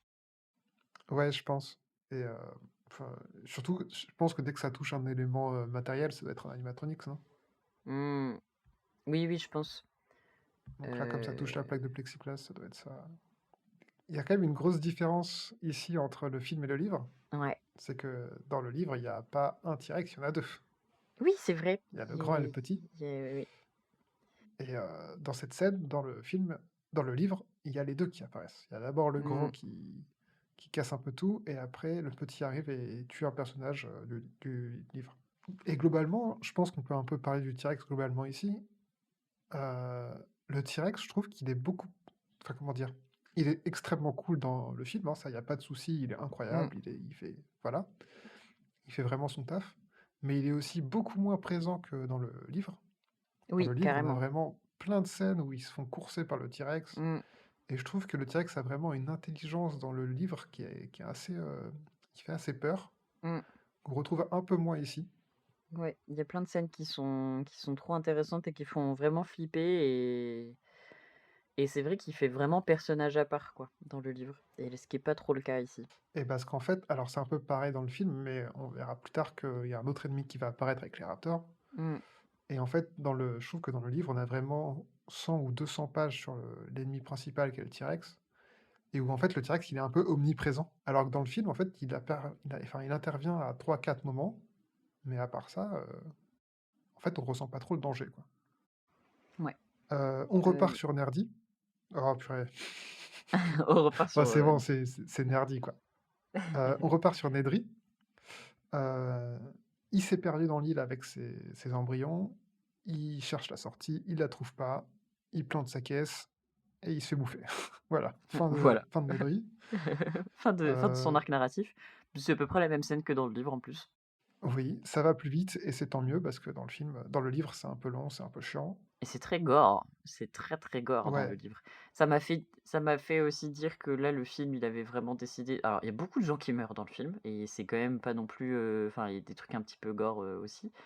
Mais franchement, le film a été beaucoup plus doux que le livre et tu sens qu'ils ont quand même un peu l'ambition d'en faire un film, familial avec pour les grands enfants, quoi, mais ouais, hein, parce que dans le livre, c'est vraiment, il se fait aveugler par le venin du dinosaure. Il sent que on lui a ouvert le ventre, il touche ses intestins. Enfin, il y a vraiment des descriptions, pardon, mais qui sont, voilà, ouais, de ouf. très dégueu. Globalement, les dinosaures ont tendance à manger les gens vivants. C'est ce qu'il faut retenir. Ouais, c'est ce qui semble être. Voilà. Vous l'aurez entendu ici en premier, quand la science le dira. Bon, après, Muldoon et Sattler, donc le chasseur et Sattler, retournent sur le lieu de l'accident T-Rex. Ils trouvent Malcolm, ils le ramènent. Mmh, C'est pas vraiment important. Ce qui est important, c'est Grant et les enfants, ouais. qui se retrouvent seuls dans la jungle. Ils doivent survivre. Et là, il y a quand même toute une série de scènes où on les voit un peu. C'est pour ça que je dis que Grant a un côté Indiana Jones. On les voit un Mmh. peu survivre dans la jungle. Oui, bah, d'abord, il y a la scène où il faut que, Tim sorte de la voiture et donc il y a Tim qui est toujours dans la voiture, qui est coincé dans un arbre. Ouais, Donc Grant va chercher Tim. Du coup, tu as une petite scène d'action qui est assez bien faite, hein, où ils doivent descendre de l'arbre le plus vite possible avec la voiture qui retombe derrière eux et c'est assez non, c'est très fort bien fait. et ça montre quand même tout de suite que Grant, lui, son rôle, ça va être de protéger les enfants et d'ailleurs, c'est ce qui va être dit, un peu plus tard, c'est qui de mieux qu'un expert des dinosaures pour aider 2 enfants à se sortir d'une île de dinosaures? Voilà. Et il y a aussi un moment assez cool où il y a Lexi qui est un peu traumatisée Mmh, et qui est en mode ah, l'avocat nous a abandonnés, l'avocat nous a abandonnés. Et Grant qui la regarde et qui lui dit oui, mais moi je ne le ferai pas. trop stylé. Et là, je me suis dit que Spielberg vraiment n'aimait pas les avocats. Ou alors qu'il avait un truc à réparer avec son père en tout cas, peut-être, bref. Ouais, peut-être aussi. Parce que je sais pas Et si tu capté cette scène, bah, quand justement il parle à Tim pour l'aider à sortir de la voiture, il lui dit quoi? Il lui dit, comme, «Est-ce que ton père, ah oui, a déjà construit des cabanes dans les arbres Oui, avec voilà, toi? c'est ça. Oui, c'est Ouais. comme descendre d'une cabane, c'est comme descendre d'un arbre, ton père t'a déjà construit une cabane dans les arbres? Non. Ouais, le mien non plus. OK, bon. Ouais, c'était sympa. Ouais, donc voilà, après, plus tard, ils vont dormir dans la jungle, ils vont être réveillés avec les brachiosaures.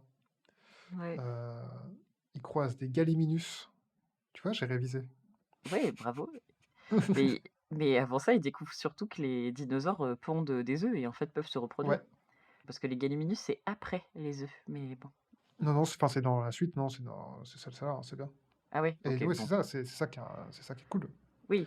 Et en même temps, c'est un peu décevant parce que dans le livre, c'est une question très importante, c'est comment les dinosaures ont réussi à avoir des enfants. Mmh. Ça se dit pas du tout comme ça. Comment les dinosaures ont réussi à faire pondre des œufs, Ah ouais, à se à se reproduire. reproduire. Et, et c'est un truc important de combien ils sont au total, etc. Alors que là, bon, on a cette scène où on nous dit oh, ils se reproduisent et on n'entendra plus jamais parler. Et très vite, en plus, il comprend tout de suite, Grant, comment c'est possible. C'est Ouais, globalement parce que, comme ils ont mêlé l'ADN des dinosaures à de l'ADN de grenouilles, ouais, il y a des grenouilles qui sont capables de changer de sexe quand elles sont dans des environnements où il y a que des individus du même sexe. Et ouais. donc, voilà, elles transitionnent, tout simplement. Et hop, ça fait des chocs à pic. Mais du coup, ouais, ça rejoint un peu le reproche que tu faisais de là, les scientifiques du film, ils ont déjà toutes les réponses parce qu'ils ont lu le scénario. C'est un peu ça. Et du coup, ils savent les choses, donc c'est un peu moins intéressant. Et aussi, ça pointe une différence assez forte, c'est que dans le film, les personnages, le livre, il a une structure un peu chorale, avec tu suis différents personnages dans différents lieux, etc. Mais tu as quand même toute une partie où les personnages, ils sont quand même connectés, ils peuvent quand même communiquer les uns avec les autres. Et donc le moment où ils découvrent que les dinosaures peuvent potentiellement se reproduire parce qu'ils ont trouvé des œufs et parce qu'ils se posent des questions, du coup, tu as les personnages qui sont, dans la nature, dans le parc et tu as les autres personnages qui sont en sécurité, dans la salle, de contrôle, où ils vont se rendre compte qu'en fait, ils contrôlent pas du tout la situation et leur outil pour, compter, combien de dinosaures il y a dans le parc est vraiment mal fait Oui, et alors que là, ils s'en rendent compte, enfin, les uns séparés des autres, quoi. Donc c'est un peu, ouais, je sais pas, c'est différent. oui. C'est une adaptation, quoi. Au final. Enfin, je pense qu'on a fini le podcast. Mmh. Euh, non, juste, il y a une scène qui m'a fait un peu rire. Et je trouve que ça fait vraiment partie de la bonhomie qui a été accordée à Hammond. Mmh. C'est qu'il y a donc Sattler qui rentre au complexe. Il y a Malcolm qui est blessé et tout, machin. Et Sattler va Ouais. voir John Hammond. Et John Hammond, il est seul sur une très grande table de buffet. Devant lui, il y a vraiment 30 kilos de glace, je pense. Ouais. Il est en train de les manger dans le pot à la cuillère. Et il dit juste oh oui, mais ça allait fondre. Mais disons qu'il est tout Et déprimé, je me suis. papy, parce qu'il y a ses enfants qui Mais vont ouais, mourir, quoi. mais je me suis tellement. C'est tellement moi, John Hammond, putain. Ah, Et l'argent en enfin moins. voilà. L'argent, moi, ouais. Et non, et bon, il y a toute une scène où Hammond explique son rêve, pourquoi il voulait construire un parc, pourquoi il voulait impressionner les gens, spectacle de puces, Into Dinosaur, machin. Mmh. Voilà, mais surtout, il y a quand même une grosse question qui se pose, c'est que comme Nedry a, a hacké le système, ils n'arrivent plus à faire fonctionner les barrières électriques, ils n'arrivent plus à faire fonctionner le parc. Donc ils décident de rebooter le système. Ils coupent donc toute l'électricité. Et il y a Arnold qui s'en va pour rebooter le système, relancer le générateur en fait. Mmh. Et il revient jamais. Alors là encore, c'est une grosse intrigue dans le livre, qui est globalement la même ici, mais avec moins d'étapes et en plus facilité. J'ai été un peu, je dirais pas déçu, mais c'est vrai que j'aimais bien aussi dans le livre quand même toute cette question un peu technique sur comment rebooter le système du parc, Ouais.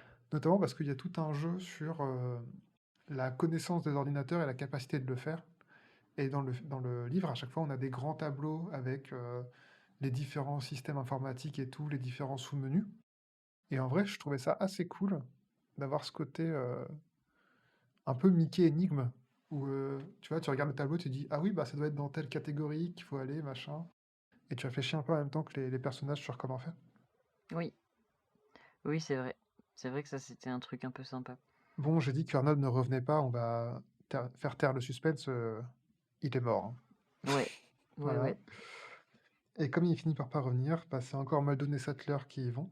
Au revoir Morgan Freeman. Oui, Et mais par contre, toute cette scène-là, l'actrice qui joue, Ellie Sattler, Ariana Richards, ouais. moi, j'ai pas pu m'empêcher de noter qu'elle fait que des trucs trop bizarres avec sa bouche. Ah, j'ai pas remarqué. Elle fait des trucs, elle bouge sa bouche, de façon qui est pas, humaine. T'avais dit la même chose sur Twilight, c'est marrant. Ouais, mais ouais, je pense que c'est parce que je suis fait pour, repérer qui les reptiliens. Je pense que c'est une pratique. C'est Mais ma c'est que des théorie. femmes. C'est que des femmes, voilà, je suis misogyne, en fait. Voilà. C'est peut-être parce que les hommes n'ont pas d'émotion aussi, c'est possible. Bref. Mmh, mmh, mmh. Du coup, Muldoon et Sattler partent réparer le générateur. Et là, ils remarquent un truc qui est très grave.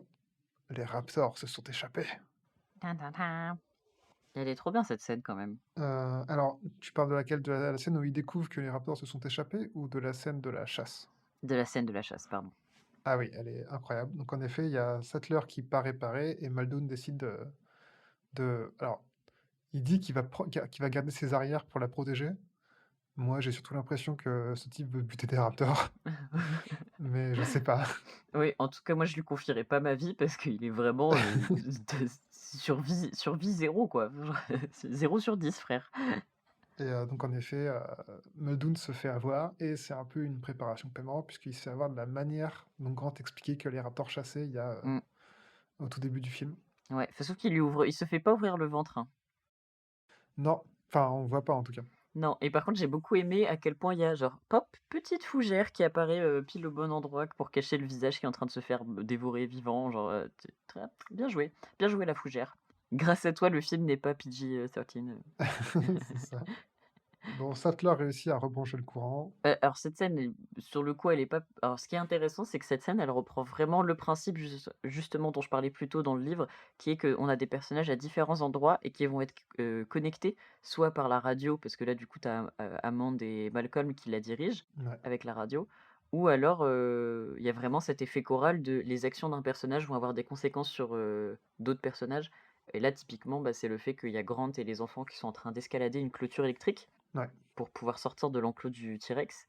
Sauf que eux, ils escaladent parce que bah ils savent qu'il y a plus de courant et voilà. Et sauf qu'en fait, ils ne savent pas qu'au même moment, il y a Ellie qui est en train de rétablir le courant. ouais. Enfin, ils ne le savent pas jusqu'à ce qu'il y ait une alarme qui commence à sonner pour dire attention, le courant va être rétabli.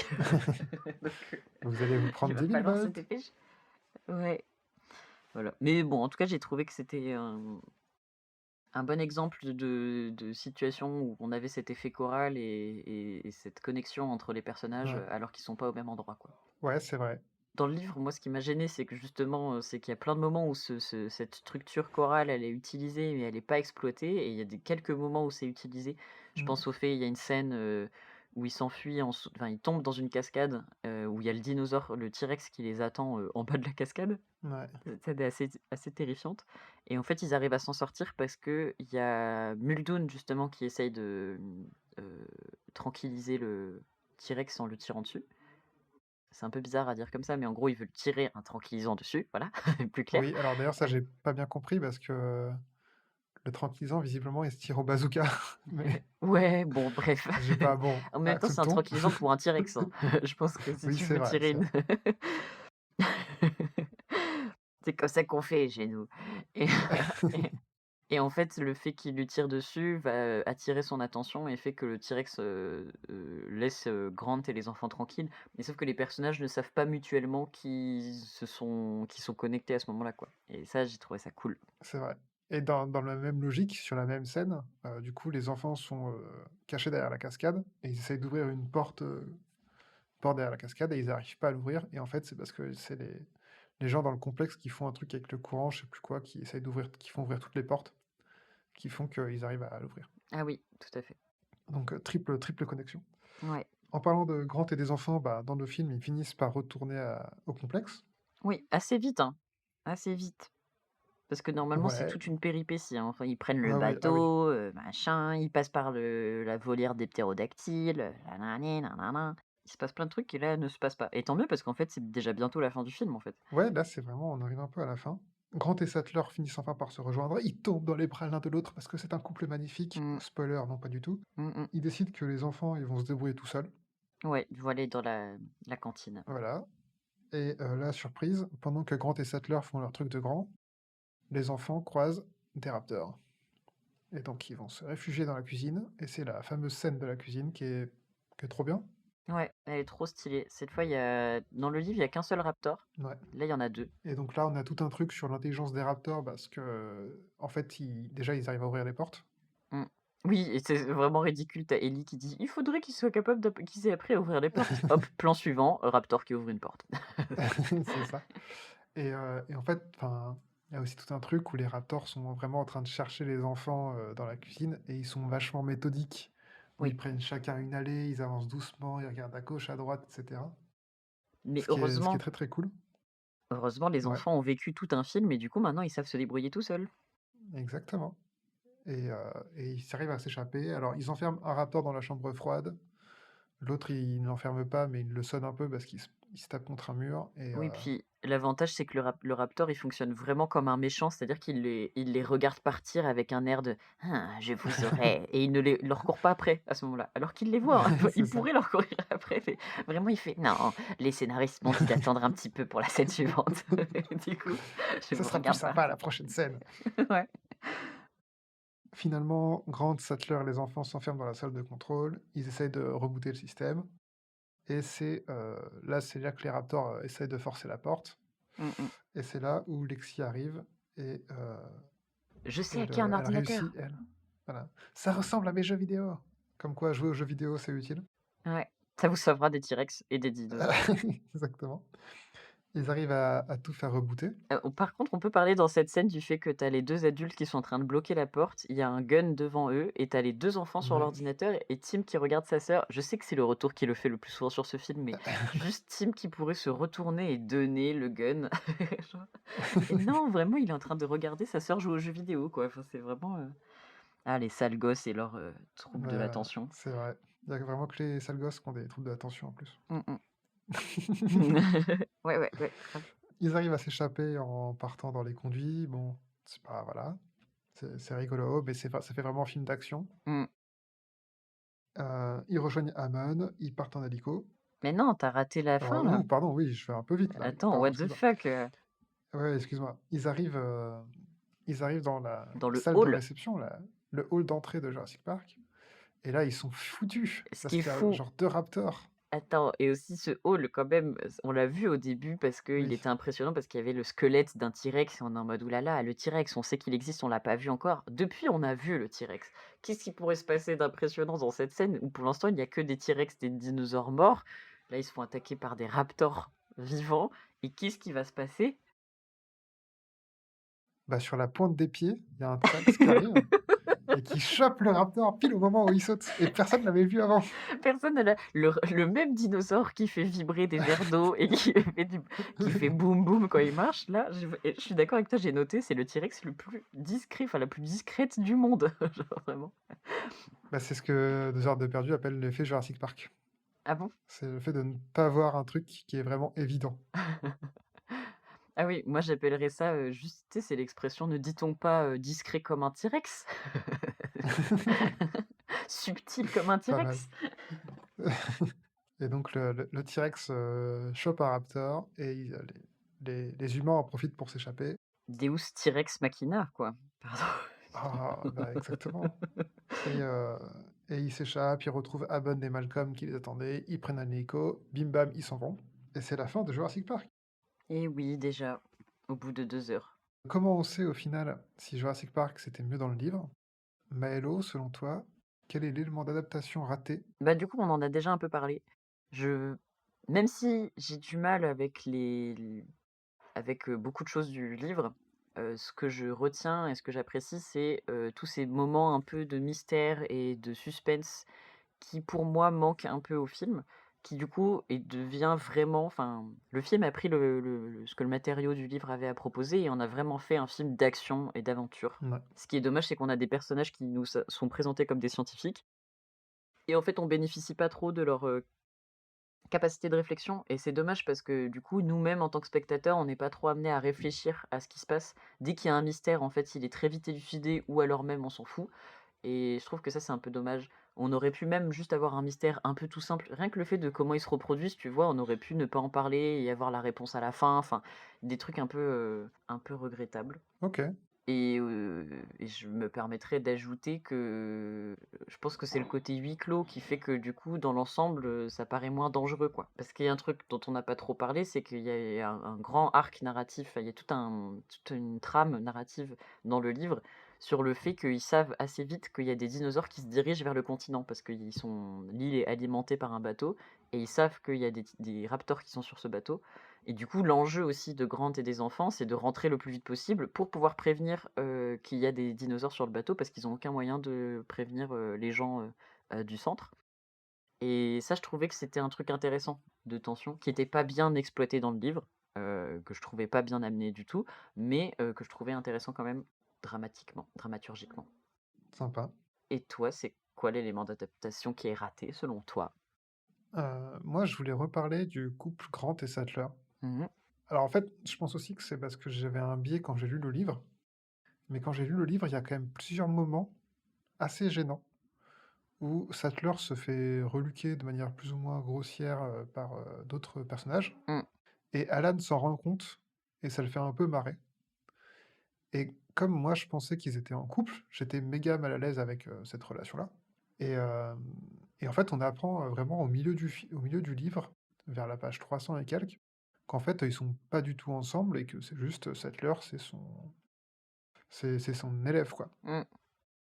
et du coup, je dirais pas que je trouvais ça cool, mais ça m'a un peu rassuré sur, le personnage, qui était un peu moins, bon, c'est pas génial non plus de trouver ça rigolo quand les gens mettent des meufs, hein, mais au moins c'était pas, en mode, «Ah là là, c'est ma meuf, elle est trop belle, tout le monde la mate», machin ou je sais pas quoi et du coup, en fait, je trouve que le fait que Spielberg en ait fait un couple, ça n'ajoute absolument rien à l'histoire.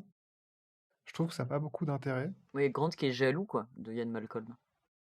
Ouais, c'est ça, il y a en plus un côté un peu jaloux, bizarre et surtout, Spielberg, il a quand même donné un côté un peu féministe, c'est un grand mot. En tout cas, il a donné un rôle plus important à Sattler, dans le film que dans le livre. Mmh. Où dans le livre, au final, elle fait pas non plus énormément de choses. Là, elle va quand même vraiment prendre les devants. C'est elle qui reboot le système. Elle s'occupe de Ian Malcolm tout le long quasiment, quoi. Ouais, elle fait un peu diversion à un moment, mais c'est tout, quoi. Et du coup, je trouvais un peu dommage d'avoir donné ce rôle de femme forte au docteur Sattler. En plus, enfin voilà, il en a fait un docteur alors que c'est qu'une élève, enfin voilà, tout ça. Et au final, d'en faire la femme d'eux, quoi. Ouais. Et je trouve que ça brouille un peu le message, que tu pouvais lancer avec le film. Et c'est un peu dommage parce que je trouve que les personnages féminins du film sont plutôt bien, autant Sattler que Lexi. Et du coup, je vois pas bien en fait, je comprends pas l'intérêt de l'avoir changé. Ça aurait été dans le livre de base et on n'y aurait pas touché, bah, pourquoi pas? Mmh. Enfin, tu vois, tu y as pas forcément pensé et je peux comprendre que tu sois passé à côté.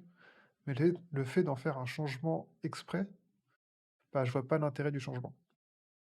Beh, ce que je me suis dit, c'est que le seul truc que ça apporte, c'est le lien qu'il y a entre eux et pourquoi ils vont s'inquiéter l'un pour l'autre, Ouais, en dehors du fait qu'ils sont collègues et amis. Je trouve ça dommage, qu'on puisse pas, ce que j'aimais bien dans le livre, c'était que du coup, tu comprenais qu'ils avaient une relation d'amitié quand même ils avaient ce rapport, prof-étudiant, mais tu sentais quand même, de l'affection et de l'amitié entre eux et voilà. Je pense qu'il y a un truc tout bête de en 1993, l'amitié homme-femme, ça n'existait pas en fait, Siméon et oui et puis je et pense voilà. qu'il y a enfin, il voulait qu'il y ait un couple, bah, parce qu'il fallait une histoire d'amour dans tous les films, quoi. Oui, sans doute, voilà. Mais en même temps, tu vois, ils l'appuient pas non plus, ils en font pas des caisses, quoi. Ils se roulent pas des grosses pelles, juste ils lui touchent les fesses au début, c'est déjà cringe, mais en vrai, c'est pas too much. Je pense que ça m'aurait peut-être plus énervé s'ils étaient pas en couple au début et qu'ils se mettaient en couple à la fin, tu vois? Ça m'aurait vraiment gavé. Mais du coup, je me suis dit: «C'est peut-être un moyen facile de créer un lien entre eux qui soit assez fort et qui justifie aussi que du coup, ils viennent tous les 2 sur l'île, que machin», enfin tu vois, c'est qu'ils vont s'inquiéter, que du coup, elle va, tu vois, quand il y a Muldoon qui va, chercher les enfants, bah, elle vient et qu'elle a vraiment besoin de retrouver, Grant. Enfin, je trouve que ça apporte une dimension de, heu, c'est c'est aussi des personnages qui ont une vie en dehors du parc, quoi, tu vois?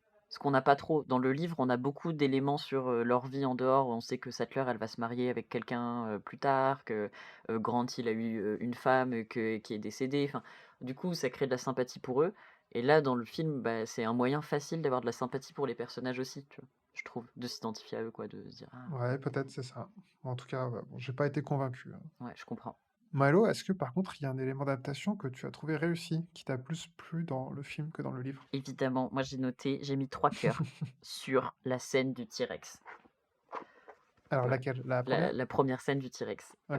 parce que la deuxième elle n'est pas dans le livre, heu, mais parce que Oui. la première elle reprend beaucoup d'éléments du livre et je trouve elle montre très bien, le joli travail d'adaptation qui a été fait. On l'a pas trop dit, mais il y a quand même pas mal de personnages qui ne sont pas présents dans le film, mais dont on se passe, très bien. Donc je pense qu'il y a eu des bons choix de coupes qui ont été faits, à ce niveau-là. Hem, En fait, trouve que ça montre bien à quel point ils ont pris tous les enjeux et tous les éléments de drame qui sont cinématographiques, tu vois? L'adulte qui abandonne les enfants et qui va s'enfuir, heu les autres, adultes qui vont essayer d'aider les enfants malgré tout alors qu'il y a un T-Rex. Le T-Rex qui regarde dans la voiture, tu vois? En le lisant, j'avais du mal à y croire et là, en voyant le film, je me dis: «Beh, ouais, j'y crois, quoi», que le T-Rex, il regarde dans la voiture et qu'il essaye d'ouvrir, d'accéder aux enfants dans la voiture. Ouais. Et je trouve qu'ils ont pris ces éléments-là et ils ont poussé les curseurs encore plus haut et je trouve que c'est super, réussi. Ça fait une scène, qui est épique et iconique. Et toi, c'est quoi ton élément d'adaptation réussi? Moi, j'en ai plein. Ouais. Juste pour revenir un peu sur le T-Rex, je veux un peu souligner le travail qui a été fait sur le cri du T-Rex, Ah ouais. qui est incroyable, qui est encore aujourd'hui, je pense qu'il va encore être utilisé dans plein de trucs, mais qui est vraiment Mmh. très, très cool. Et moi, je voulais parler plus précisément, alors c'est pas un élément précis, mais c'est la vision que donne Spielberg, de la nature et des animaux dans son film. Mmh. Parce qu'on l'a déjà un peu dit, mais il y a quand même vraiment un émerveillement des personnages sur, la nature. Mmh. Et je sais pas si tu as fait gaffe, mais notamment ça se voit beaucoup à travers Grant, donc évidemment très émerveillé par les dinosaures. Et à la toute fin, quand ils repartent en hélico de l'île, Mmh. le dernier plan, vraiment le tout dernier plan, c'est encore Grant qui regarde quelque chose de manière émerveillée. Et en fait, il y a un contre-champ et on voit que ce qu'il regarde, c'est genre un vol d'oiseau. Mmh. C'est Et vrai. j'ai trouvé ça assez sympa d'avoir ce côté vraiment. Alors, c'est peut-être pas un message écologiste, peut-être que je vais un peu trop loin dans l'interprétation, mais en tout cas, j'ai vraiment l'impression que Spielberg a voulu traduire un amour qu'il peut avoir pour les animaux. Et même là, en revoyant le film aujourd'hui, que ça soit le T-Rex ou le Raptor, j'ai beaucoup de mal à les voir comme des antagonistes. En fait, Oui. je les vois vraiment comme des animaux qui font ce pourquoi ils existent, c'est-à-dire ils essaient de se nourrir, quoi. Et, euh, et je trouve que même les T-Rex, même les Raptors, je trouve qu'ils ont un petit côté un peu attachant, où en fait, bah ouais, c'est vraiment des animaux qui agissent comme des animaux, et j'ai du mal à leur en vouloir d'agir comme ça, alors que dans le livre, ils sont beaucoup plus antagonisés. Enfin, dans le livre, encore une fois, le début du livre, c'est vraiment des dinosaures qui butent des petites filles et des enfants, quoi, et des bébés. Là, bah en fait, ils font ce qu'ils doivent faire pour survivre. Et, euh, et du coup, je trouve vraiment qu'il y a une façon de filmer, et je sais pas trop exactement comment il fait, mais en tout cas, vraiment un message qui est porté sur les animaux qui est très cool et qui est assez belle. Mais je suis d'accord, je suis hyper d'accord avec toi. Parce qu'en plus, je pense que c'est un thème que le livre essaye de traiter et moi, j'ai eu l'impression que c'était hyper brouillon. Ouais, je suis assez d'accord. Tu vois? Rien que par rapport au personnage de Hammond, tu un truc, il y a une scène qui est un peu touchante quand, du coup, il s'apprête à prendre l'hélico et tu John Hammond qui se retourne vers l'île et tu sens qu'il a du mal à partir parce que, pour le coup, bah, ils vont au bout du truc, tu vois? Il tient à être là dès qu'il y a un œuf qui va éclore, ces animaux, c'est un peu ses bébés, en fait et c'est comme ça, je pense que c'est vraiment comme ça qu'il le voit et d'ailleurs les opus d'après, c'est un peu ce qu'ils vont évoquer aussi. Heu, alors que là, le livre, il aborde de plein de façons, il tire plein de fils différents et je trouve qu'il prend pas vraiment un parti, mais il y a un peu cette question de on crée des animaux, donc c'est pas des vrais animaux, c'est nos objets, on a pu les modifier génétiquement pour Ouais, qu'ils soient, dépendants, de certaines molécules, du coup qu'ils soient dépendants de nous. Il y a quand même cette idée de la nature reprend ses droits et en fait elle finit toujours par se débrouiller même si l'homme essaye de la contrôler. Il y a quand même quelques personnages qui ont de la sympathie pour les animaux, genre j'aime bien le fait que Lex, à un moment, elle dit, «Je déteste ce T-Rex», parce que, c'est vraiment leur antagoniste dans le livre ouais, et il y a quand même son frère qui dit: «Ouais, mais en fait, il fait juste son il il fait il y peut rien, quoi» et en même temps, moi, j'ai un peu du mal avec ce discours-là aussi de genre: «C'est sa nature, du coup, machin». Enfin, je sais pas, il y a plein de trucs, tu sens qu'il y a que le livre, il essaye d'aborder toutes ces choses-là. De tu vois, il y a une forme de fascination de la part des scientifiques et en même temps, des fois, cette fascination, elle est un peu «morbide» entre guillemets parce qu'elle les pousse à se mettre dans des situations dangereuses.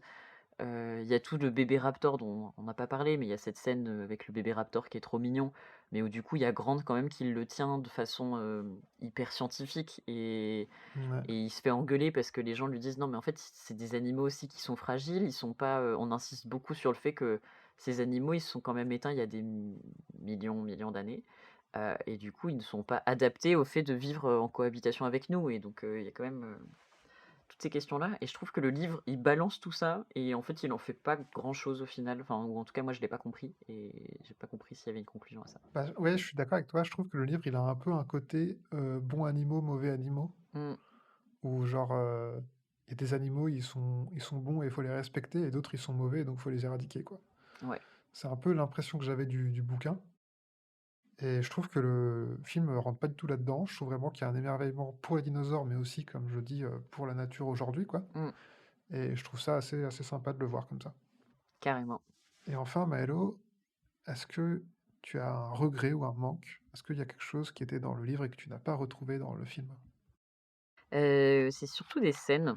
Il y a des scènes, parce que en fait, je pense que les quelques scènes que j'ai trouvées très, très bien, très dramaturgiques dans le livre, heu, à quoi j'ai pensé? Il y en a 2 que je vais dire rapidement. Bah, du coup, on en a déjà parlé, mais il y a la fameuse scène de la cascade avec le T-Rex, où il y a un vrai moment de tension, où on a l'impression que le T-Rex, il a réussi à choper, Lex et qu'elle est morte Ouais. et en fait, on la voit, revenir un peu plus loin et je me dis: «Ça aurait été une scène, hyper, épique». Après c'est un peu une scène classique, tu vois? Tu le bateau, qui est sur la rivière et en fait, oh mon Dieu, on va tomber dans une cascade et il faut se rattraper et machin, donc Ouais. voilà. Et il y a, la scène, où, Ellie, a fait diversion des raptors et elle se retrouve, je sais plus comment, elle se retrouve sur le toit et en fait, elle saute dans une piscine pour échapper aux raptors Ouais. et ça, hyper épique aussi. Mais c'est parce que je pense aussi que cette scène, elle m'a marqué parce que Ellie, elle a tellement servi à rien dans le livre que là, d'un coup, elle fait quelque chose de hyper, hyper badass et du coup, je me dis: «Mais grave, trop envie de voir ça, quoi». Je veux voir ça, à l'écran. Et toi, qu'est-ce qui t'a manqué? Bon, moi, j'avoue que c'est un peu facile, et je pense que c'est quelque chose qui a déjà été dit 1000 fois sur ce film, mais c'est quand même qu'il y a pas mal de préparations paiement qui ont été un peu abandonnées, on a l'impression, au niveau de la préparation. Donc, par exemple, quand, Nedry meurt, on a tout un gros plan sur, c'est quoi? C'est pas des ovocytes, c'est des embryons de dinosaures. Mmh, On a tout un gros plan sur les embryons de dinosaures qui sont perdus dans l'île, et donc ça fait vachement préparation, mais ça intervient jamais après. ouais. Pareil pour, le fait que les dinosaures soient capables de se reproduire. J'aurais adoré avoir une scène où on se rend compte qu'en fait, il y a pas 3 raptors, mais 4, tu vois? Et ça, on l'a pas trop non plus, et je trouve que c'est un peu dommage qu'on aurait pu avoir, enfin, ça donne un peu l'impression que le film est pas totalement fini, ou en tout cas que ça nous laisse un peu sur notre faim sur certains points, et je trouve ça un peu dommage. Après, c'est vraiment des détails, et puis, il y a genre 5 Jurassic Park après celui-là. Je pense qu'ils ont dû, reprendre un peu ces éléments, donc c'est pas un Oui. vrai défaut, quoi. Et puis si je peux me permettre, il y a aussi le problème dans le livre, hein, parce qu'il y a quand même des choses qui sont enfin, il y a quand même des choses qui sont pas trop, il y a tout un enjeu dans le livre sur le fait qu'ils se rendent compte qu'en fait, il y a beaucoup plus de dinosaures que prévu, sur le parc et qu'ils ont pas du tout maîtrisé la reproduction des dinosaures. Et moi, un truc qui m'a énervé, c'est qu'on s'en rend compte du coup très tôt que du coup, il y a des vélociraptors qui sont en liberté, en fait. Ouais, c'est vrai. Tout le long du livre, tu as, le chasseur qui dit: «La pire chose qui pourrait nous arriver, c'est que des vélociraptors soient en liberté». Mais c'est déjà le cas, en fait. Enfin et vous le savez, vous avez eu les chiffres et tu sais, ils en font des caisses et je trouve que du coup, est-ce que finalement ça serait pas un bon élément d'adaptation, tu vois? De tendre des perches qu'on n'utilise Ouais, pas? peut-être. Non, non, non, non, non, je Après, t'es pas obligé de reprendre les défauts du livre. quand tu fais une adaptation? Ah ouais, peut-être, Ouais. ouais. C'est dommage. Tellement bien Mais OK, adapté qu'ils oui, ont fait c'est les vrai. mêmes erreurs. Et au final, Jurassic Park, c'était mieux dans le livre ou pas? Non, je trouve pas. OK, ben, Et toi? ouais, moi non plus, mais j'ai quand même bien aimé le livre, même après en avoir parlé et tout. Je suis quand même un peu, Ouais, je préfère le film, mais je trouve le livre sympa. ouais. Oui, oui, bien sûr, mais c'est enfin, comme d'habitude. Après moi, je pense que pour le coup, j'ai vraiment préféré le film. Ouais. Mais bon. Tiens, pour une fois que c'est toi qui es sûr et pas moi. Ouais. Et juste, j'en profite puisque je sais pas si tu connais le compte, Instagram Popézy? Non. Bah, c'est un compte Instagram qui parle notamment, beaucoup de bouquins et de poésie, Mmh. et ça tombe bien parce qu'il a justement fait, une publication il y a pas longtemps sur Jurassic Park, et où il traite aussi des différences entre le film et le livre. Donc voilà, si jamais ça peut vous intéresser, vous aurez aussi des informations, sur les différences dans son post et c'est un très bon compte Instagram, assez intéressant. Trop bien. Pop et psy? Pop-ésie, un mélange Poésie. entre pop et poésie OK, excellent. et on se retrouve le mois prochain pour voir ensemble aussi dans Twilight de Stephanie Meyers et Chris Wains, c'était mieux dans le livre ou pas. Avec la sirène. Salut! Salut! Ah merde! Ouais, ouais, vas-y, je le refais pour être sûr. Et on se retrouve le mois prochain pour voir ensemble si Twilight de Stephanie Meyers et Chris Wains, c'était mieux dans le livre ou pas. Hello, petit erratum, on va bien parler de Twilight 2 et non pas Twilight 1, comme on en a parlé en janvier 2025. Et oui, parce que du coup, en fait, on va fêter nos 1 an en janvier 2026, et donc on va parler de Twilight 2. Voilà, donc on a hâte de vous retrouver, et surtout, joyeux Noël, bonne année, meilleurs vœux, tout ça, tout ça. Bisous! Salut! Salut!